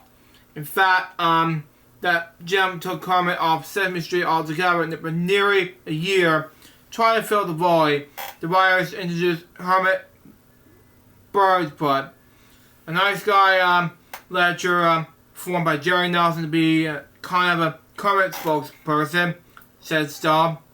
It was a experiment doomed but to fail from the beginning, but it never really took off, Stone said. Trying to follow Kermit like a follow real Rogers. Wow. Actually, it's like trying to follow Jim Henson. The more Jim performed Kermit, the more the two seemed to become intertwined. Wow. Well, Jim always described Kermit as somewhat now it's Snarkier. Sorry. Themselves with that. As Jim has discovered that Edgar Bergen from Edgar Bergen. Oh my god. A puppet called to say that he couldn't be said by ordinary people. It was becoming hard to tell from when the frog would end up and Jim began. In the past few years, Kermit has become a bit more rounded, more refined character. Kermit's the closest one to me, Jim said later. He's the easiest to talk with. He's the only one that can't be worked by anyone else, only by me. See, Kermit is just a piece of cloth with a mouthpiece in it. Kermit's literally my hand. Wow. Makes sense anyway. Anyways, Jim's overrated character was a desirable game show host, Guy Slimy. Wow. Performers, Joan Cooney, always thought that was Jim's funniest. Where he was posing game shows, parodies like Beat the Time or Here's Your Life.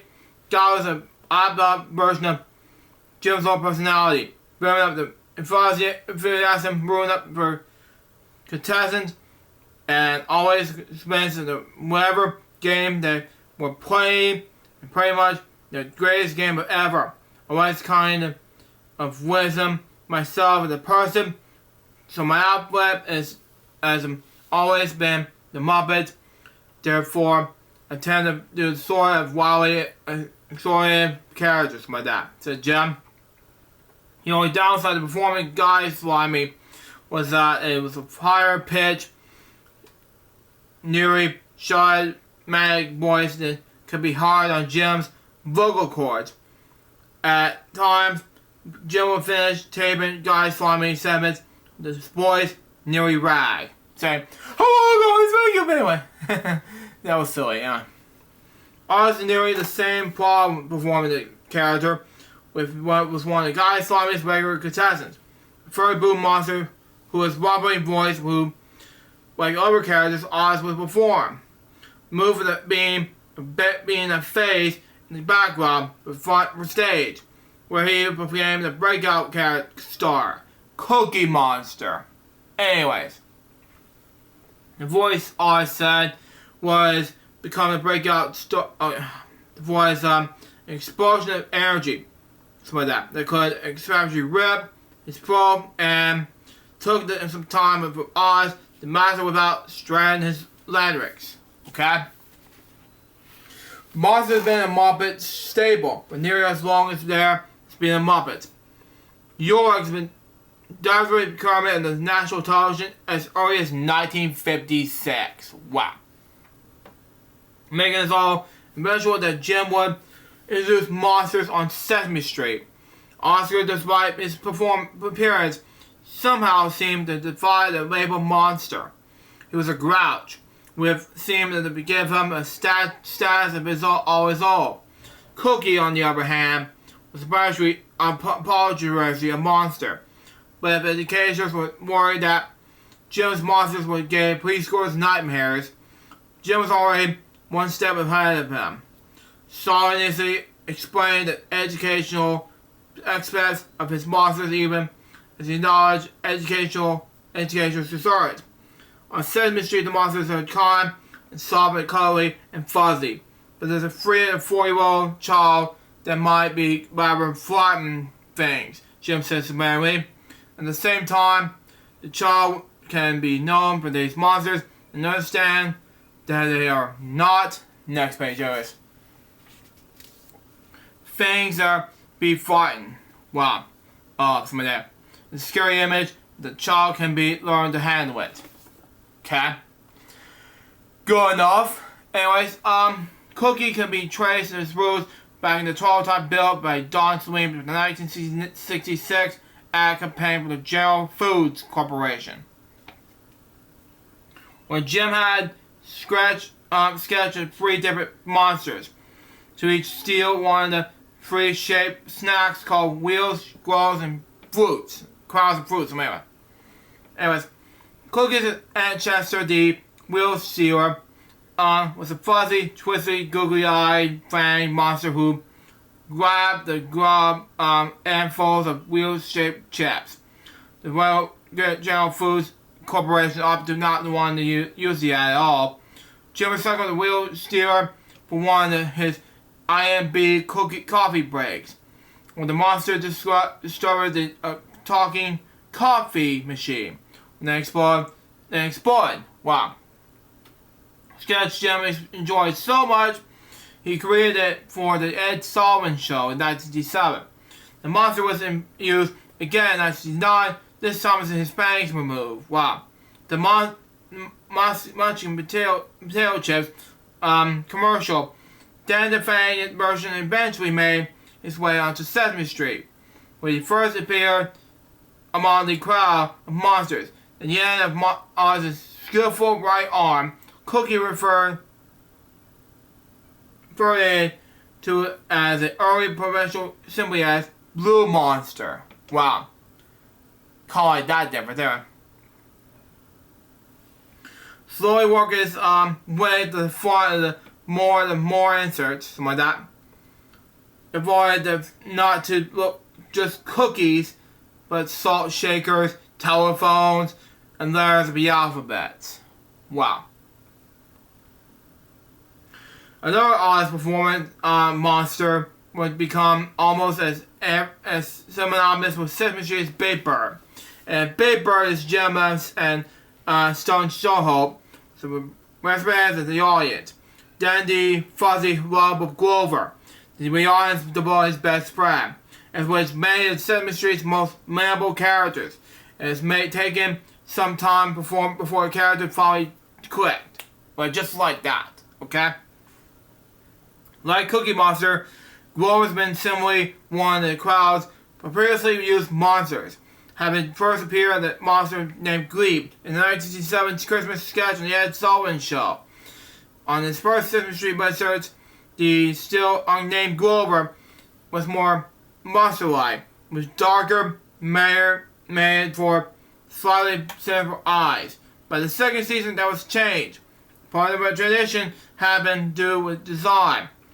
The monster was given a wire, bluer fur, and wire eyes, but Oz has also begun to give a handle on the character by waving the name. He played with the puppet between takes and development to better understand Grover's motivation, thanks to some help from his dog, a boy named Fred. Watching Fred walking, munching in the park one afternoon, Oz said, "I noticed in the party of his dog, it was suddenly clear. There was a party in Grover," he said. Oz, he wanted to please. Grover had arrived. Something like that. Anyways, yeah, that's just me. Anyway, finally, a character that Grover's probably fallen largely to Jerry Nelson, unfortunately, who started on Sesame Street in 1970, just as he had on Jimmy Dean's show in 1965, performing by hands, as he began talking on more characters. Nelson developed from the first major straight man for Grover. Sergeant annoyed Mr. Johnson, okay? A blue, round-head, anything Muppet who seemed to consensually join in restaurants where Grover serves as his waiter and receive partly poor financial service. As a follow to Grover, really adapted me to get a real feel of that the kind of ongoing day-to-day playing the initial manner, said Nelson. Nelson would become one of Sesame Street's most manageable and valuable puppeteers. From Herbert Burstfoot, Shark Hamlock, Harry Monster, and by the fourth season, the number-long vampire Count Von Count. Wow. Nelson also served as lead puppeteer for on Snuffy, the Snuffleupagus, okay?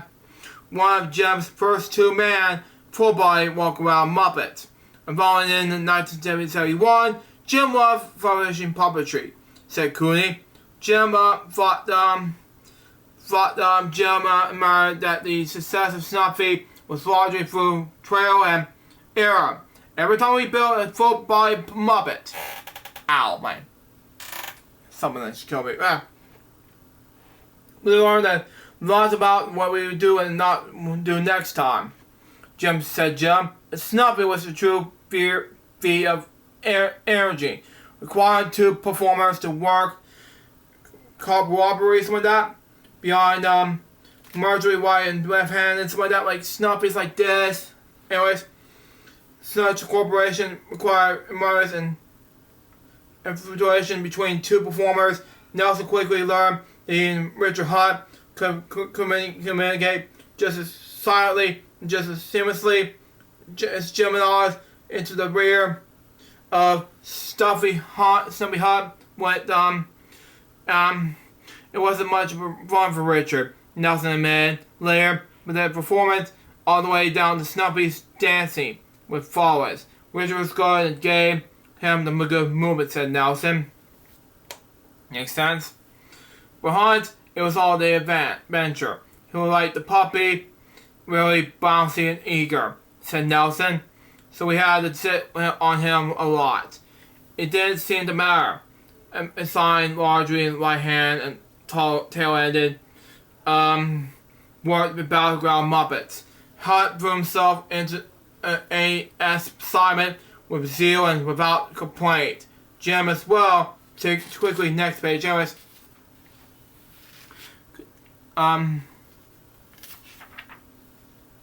appreciate that one. Hunt barely my dad. The followed the 6 my dad. With performers. For Hunt made there was a bit of a trick to performing a right hand with Jim.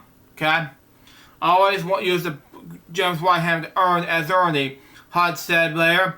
I wanted to hold one of this belt loops like that with my left hand, so that's what I want him really.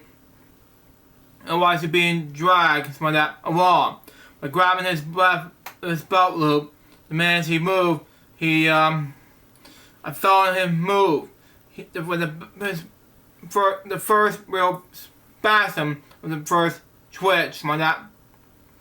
I just immediately moved with him. Man, Sesame Street's most memorable moment was involved children interacting with the Muppets. A brilliant decision was that driven more than I was like that. Anyway, we're nearly 2 hours into the episode. But anyway, a brilliant. Okay. Where are we? Man, Sesame Street's most memorable moments involved children interacting with the Muppets. Yeah. A brilliant decision that was driven more honest on the parts of the writers and inspiration with bits of ad-lib. Anyway, with no script writing was necessary. Anyway, children were on the act and the set. Stone will call out Blue Sky. Well, okay. Told what that a child of present and performers and crew members stood refrain from swearing. Okay. Instead, said so, we gave the puppeteer a constant problem and have them just talking over with the kids, and we found early on that certain puppeteers, Jerry, Frank, and Jim, were rival at it. Even more surprising than said Stone, the team found that as soon as the puppet goes up in somebody's arm, the puppeteer ceases to exist. Jim was a lion. I worked with Ernie, who has no bottom half or legs or anything like that. He ends at the waist. Wow, okay. Jim explained. Yeah, the kids look right at the Ernie and me. This strange bearded man standing right there talking to the puppet. And there was no question that these kids believe in Ernie is a real personality. Jim was proud of his involvement with Sesame Street and knew that early on he was involved not only with something that could make a difference in the lives of children, something like that, but might also give his bruises but love television, something like that. But he saw a much needed sense of purpose, something like that. Film, school, and television are the most important factors in raising children. Jim remarked on Television TV Guide 1970. Of these, television has been the least sense of responsibility. Elsewhere, he complained that Kennedy that television is frustrating. It was exciting that art and communications form a compatible of contributing them so much. Wow. But it's just it's a set up to do it. It's geared to sell products. There's no reason for being against all other things, which are need and involvement. Still has the hope that I call television for designed to disappoint. Well, okay.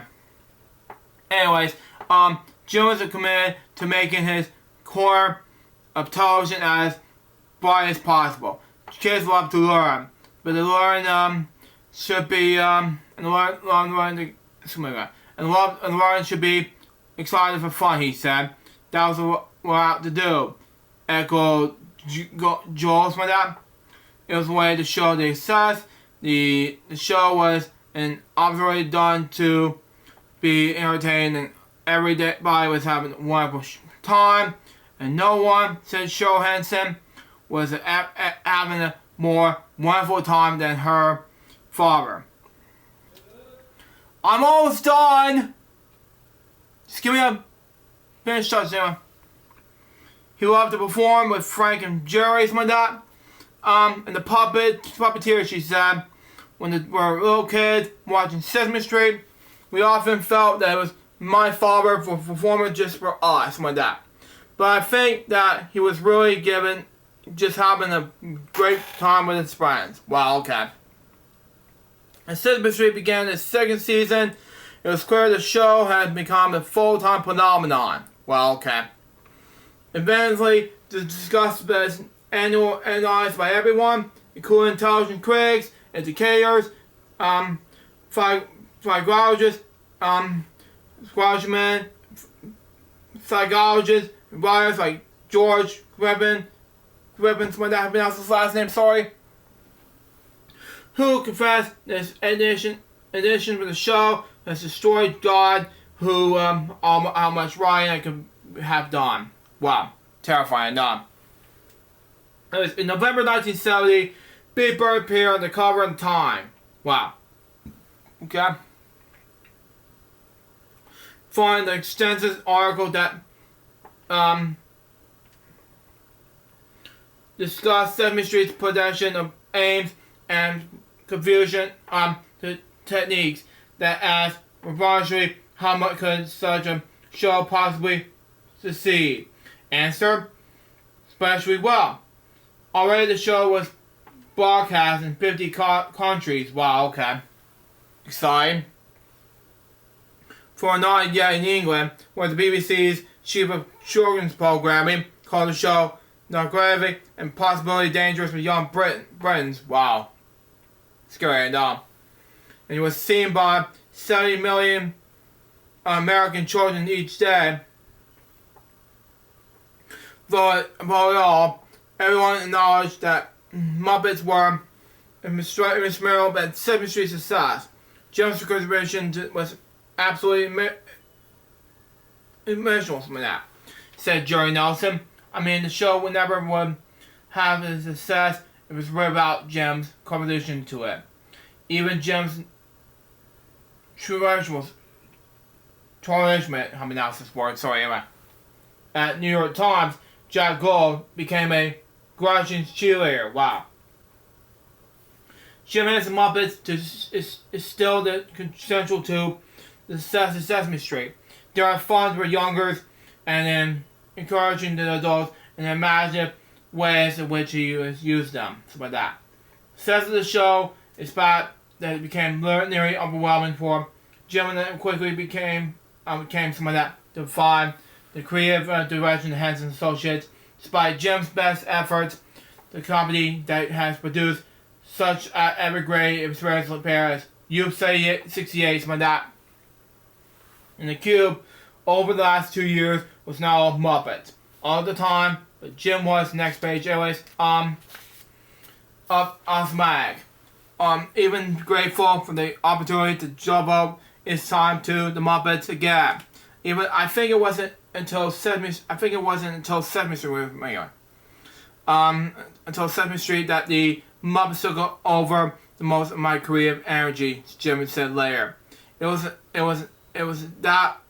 what the audience wanted, and so I felt that I should put in my time and energy into that. The Muppets have always had a life in their own, something like that. We who do the Muppets will serve that live in the audience. This energy called the Muppets and something that could the device and all. The audience doesn't divide it either, something like that.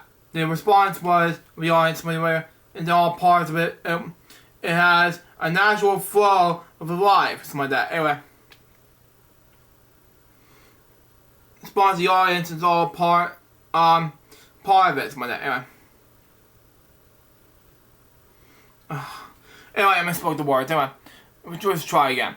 It was all the audience was wanted, and so I felt it would be part of my time and energy of using that into that. It's my way.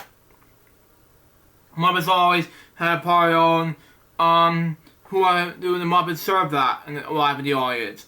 The entire life called the Muppets is something that would display at all. The audience deserves it either. Okay, the response of the audience is all part of it. It has a natural flow of life it is going with. But it's been fun and rewarding. Just wonderful. I hope that will continue. Thank you. Anyway, the success of Sesame Street affected more just as ability to develop over film projects. It will also be a final advantage towards Jim pulling the plug on commercials altogether.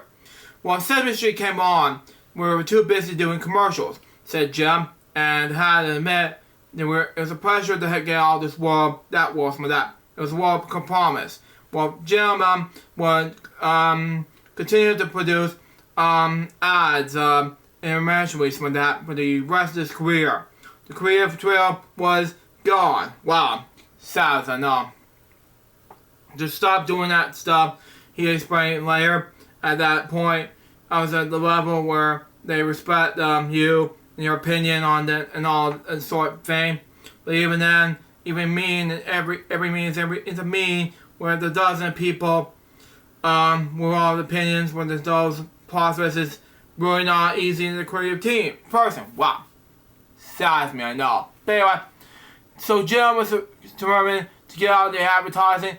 My goals have changed, and all taking me far away from the commercials area. He told disappointed Quaker Oats. Wow. But that doing so would mean shutting off the major source of rebellion with Henson Associates, something like that. Jim would never like discussing money. He had long agreed to scratch out the paragraph in his copy of TV Guide review. The CWAT had hauled in $350,000 in '69. Wow. And earned about $25,000 per commercial. While the article had already been fairly accurate for Jim that had been rude to bring the matter up. Talking about fantasies, he told another reporter that was very ugly. Sad than enough. Yet the dilemma remained. Jim had better given up more outside projects, committed himself to Sesame Street. And that commitment had built the ability to pursue the other projects he needed to stay in business. Clearly, another source of revenue was needed. Wow. Children's Television Workshop was also understood that finding the revenue stream was commercially to its continuous existence. Something like that.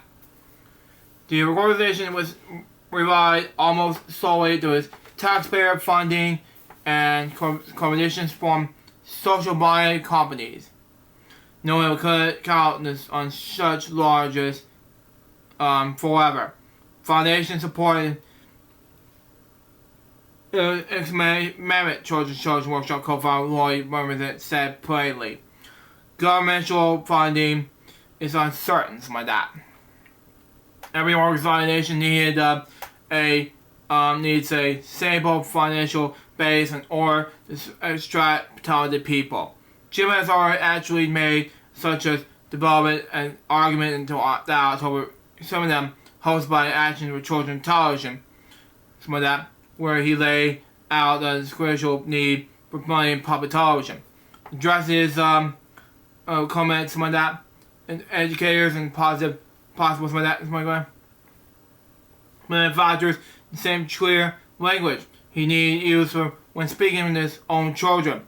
If I have a song to sing, it's all about money, Jim wrote, because I think good children's television is more a money problem than anything else like that.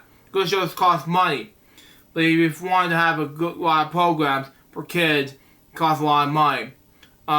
Someone has to pay for it. Exactly. Both Jim and CTW then had the same problem. They found their mental answer in the most unlikely places. The Billboard charts. In the end of Sesame Street's first season, Columbia Records have issued the Sesame Street booking record, which sold 500,000 copies, peaked at number 23. Wow. Okay? Which will eventually win a Grammy Award.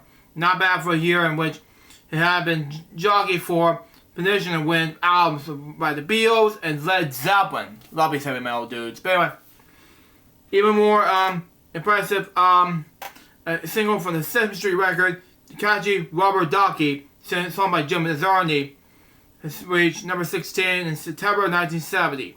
Clearly, but there was a market for Sesame Street and Muppets-related merchandise. It has been Bernie Bernstein, who was the first broached the subject with Jim, calling on him on his house in Greenwich to make the case. I told him Sesame Street's now boom, Bernstein said. Jim was very precious on that about merchandising, because he usually did like what people did. And I'm saying, Jim, when you have to merchandise those characters, it's insane. It's the most popular show in America. And yet Jim was skeptical. While he was always careful to make certain he owned these characters, that principle to the frustration of toy manufacturers everywhere. He just transferred the little merchandise next page. Anyways, we're almost done with this episode. Stand by. Merchandise. Anyway. I misspoke the word wrong. But anyway, in this last decade, he had been permitted very Muppet related. Anyway. Items that belong in the series of Kermit and Ralph puppets and a few promotional giveaways. You can't take advantage of love the kids, have the first love those characters. Have those characters. Anyway. James would say that time and time again. Us too would know that the bags with the money had already been waved under their noses to no avail. If Jim and the Muppets wanted to go only half their money, said Oz, we could have fully cleaned up. I can't tell you how much many cookie manufacturers wanted Cookie Monster to pitch their product. Wow, okay. But Bernstein were persuaded. Here's what you have to do. He told Jim, first of all, you will have to do it for the fans. For the kids, second of all, you have to complete control of it. And you control this quality. Third of all, it will be right, I think it will be going to work.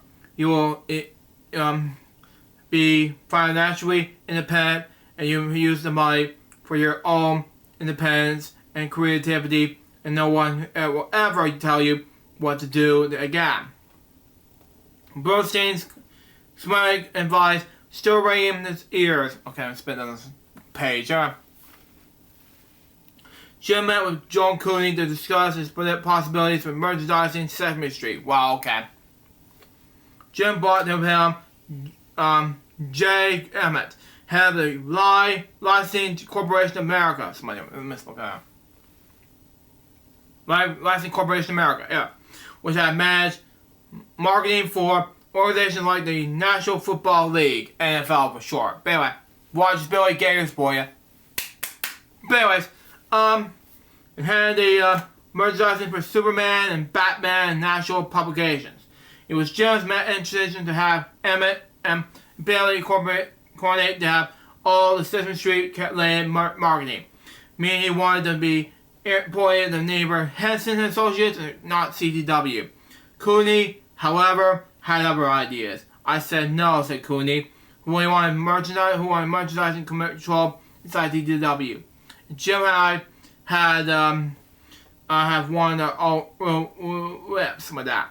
Jim could especially actually do no wrong for me. If I think that wasn't true for him with me, I would sell him and say no to him. Wow, it's just terrifying. No. Anyways, but then this truly served firm, and Jim eventually agreed that merchandise for Sesame Street would do management for the CDW. The new position headed for 29-year-old Christopher Cherf, a former senior editor at Ram House. Okay? Makes sense in any way. Loving him, the rock and roll metal heads. for Christopher Chirp if he's watching this. But anyway, the basic agreement that Jim and CDW have navigated in 1909, in which Jim would continue to retain ownership of his characters and split in any merchandising-related plans with CDW, will remain in place. The merchandise of that agreement, however, including exactly how those profits will be split, was another matter. Both Jim and CDW agreed that quality and value should drive the product. Our bottom line concern and stress Jim is to stay cost-conscious with that. Make sure that product remain a good value. On CDW's end, any credit sharp navigators require that merchandise receive the widest possible distribution. Be available the lowest possible prices, okay? Good enough. Yes, further Jim's approval will be required for any Sesame Street products to be used. Muppet images will be possibly everything. Anyway. The first Sesame Street merchandise Jim and CDW agreed to allow mostly puppets, books, card forms, and puzzles. Shipped in the fall of 1971 from Ram House, Western Publishing, and Topper Toys. Topper is the publisher had lobbied hard on the merchandising rights and 110,000 square feet in the plant in Elizabeth, New Jersey. Known to me that inseminated demand of alcohol came $400,000 in marketing. Wow. Paying the event to CDW to $250,000 a lot of cash. Wow. In the first year alone, Topper estimated this had generated more than $5 million. Wow, in Sesame Street related sales, splitting its profits eventually with CDW. When it came to profit sharing was between CDW and Jim, something like that. However, things were less well defined. The first few years, it was a complicated math problem. As lawyers from Henson associated CDW will help almost weekly to agree over with a producer who had more Muppets and more educational value, then eventually divided the royalties accordingly. Eventually, two companies navigated the agreement that outlined broadly defined categories like that. Music, puppets, stuffed animals with percentage of each company. A structure that remained in place for 4 years. Wow. Okay. Money began to flow faster and deeper than anyone imitated. Western Publishing's Monster and this book, which I talk about during bedtime stories. Alright, go check it out on my YouTube channel. But anyway, for instance, featuring Grover and the story written by John Stowe. Okay. Sold more than 2 million copies within a year. Wow. Vance Associates being paid a designer's percentage for the use of Grover by Jim's own Sesame Street's Muppet merchandise has earned nearly $10 million by the mid-1970s. Wow, that's a lot. Okay. And with his habit, Jim has earned most of his money back in the last page in this chapter. But company, well, Jim's percentage from his profits would never be enough for the put the companies in all pot. It was something enough for him to start a van in which he jokingly called research and development. Gradually, adding new performers and Muppet designers, the revenue would also be provided Jim. If supposing has prevented some of that, the freedom to preserve other products without worrying about whatever they were, immediately he provided some of that. Jim was incredibly proud of Sesame Street and very productive of it, said Jerry Joel. Once the show was established with that, he suddenly felt himself being called Mr. Television, something like that. He was probably happy to accept that, but he really wanted to do something else. This means the profession were always more than just one thing, said Oz. He went to the flow, allowed it to happen to him, and then the rest along the way. He enjoyed Sesame Street, but he was always doing new things.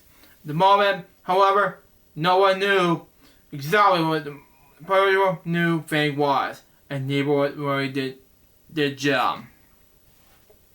And so, for nearly 2 hours, 40 minutes, that was chapter 6 of the book, Sesame Street, from 1969 to 1970. And that was a longest read since first 5 chapters. I have to think about this before I go. Big Ideas is the next episode, because I'll be celebrating Muppets 70th anniversary tomorrow. And that is a huge thing to celebrate Muppets 70th anniversary. Big time. No doubt about it. And that is a huge way to celebrate Muppets 70th anniversary. So that is our next way to do book reviews on my main channel. We have a long ways to go. How many chapters we got left? We got 1. We still have...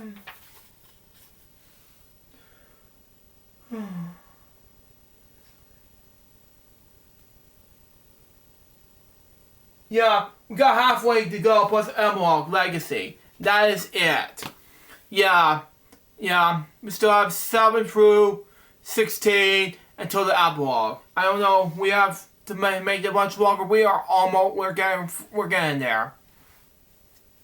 To finish off book reviews, but on Jim Henson's Biography, and then we'll do the final results, but that's just me. I'm not going to do anything much Sunday, but we're going to do some Friday, and we'll figure this out. But anyways, guys, that was episode number 44 book reviews. Hope you enjoy it. Stay tuned for the next episode is going to be Chapter 7 of Jim Henson's Biography, Brian J. Jones. Now, coming up next, there will be a brand new episode of Dairy Time, and then I'm getting ready to go to bed. Now, excuse me, I have to get ready for eat dinner and go to bed, and while I was taking Dairy Time, and upload some things on YouTube and Rumble, respectively, and I gotta get ready to get some sleep, because after this is over, I have to get ready to go work the next day. So, like I said, so join us by the spirit, more book reviews, we got to be so, out. See ya.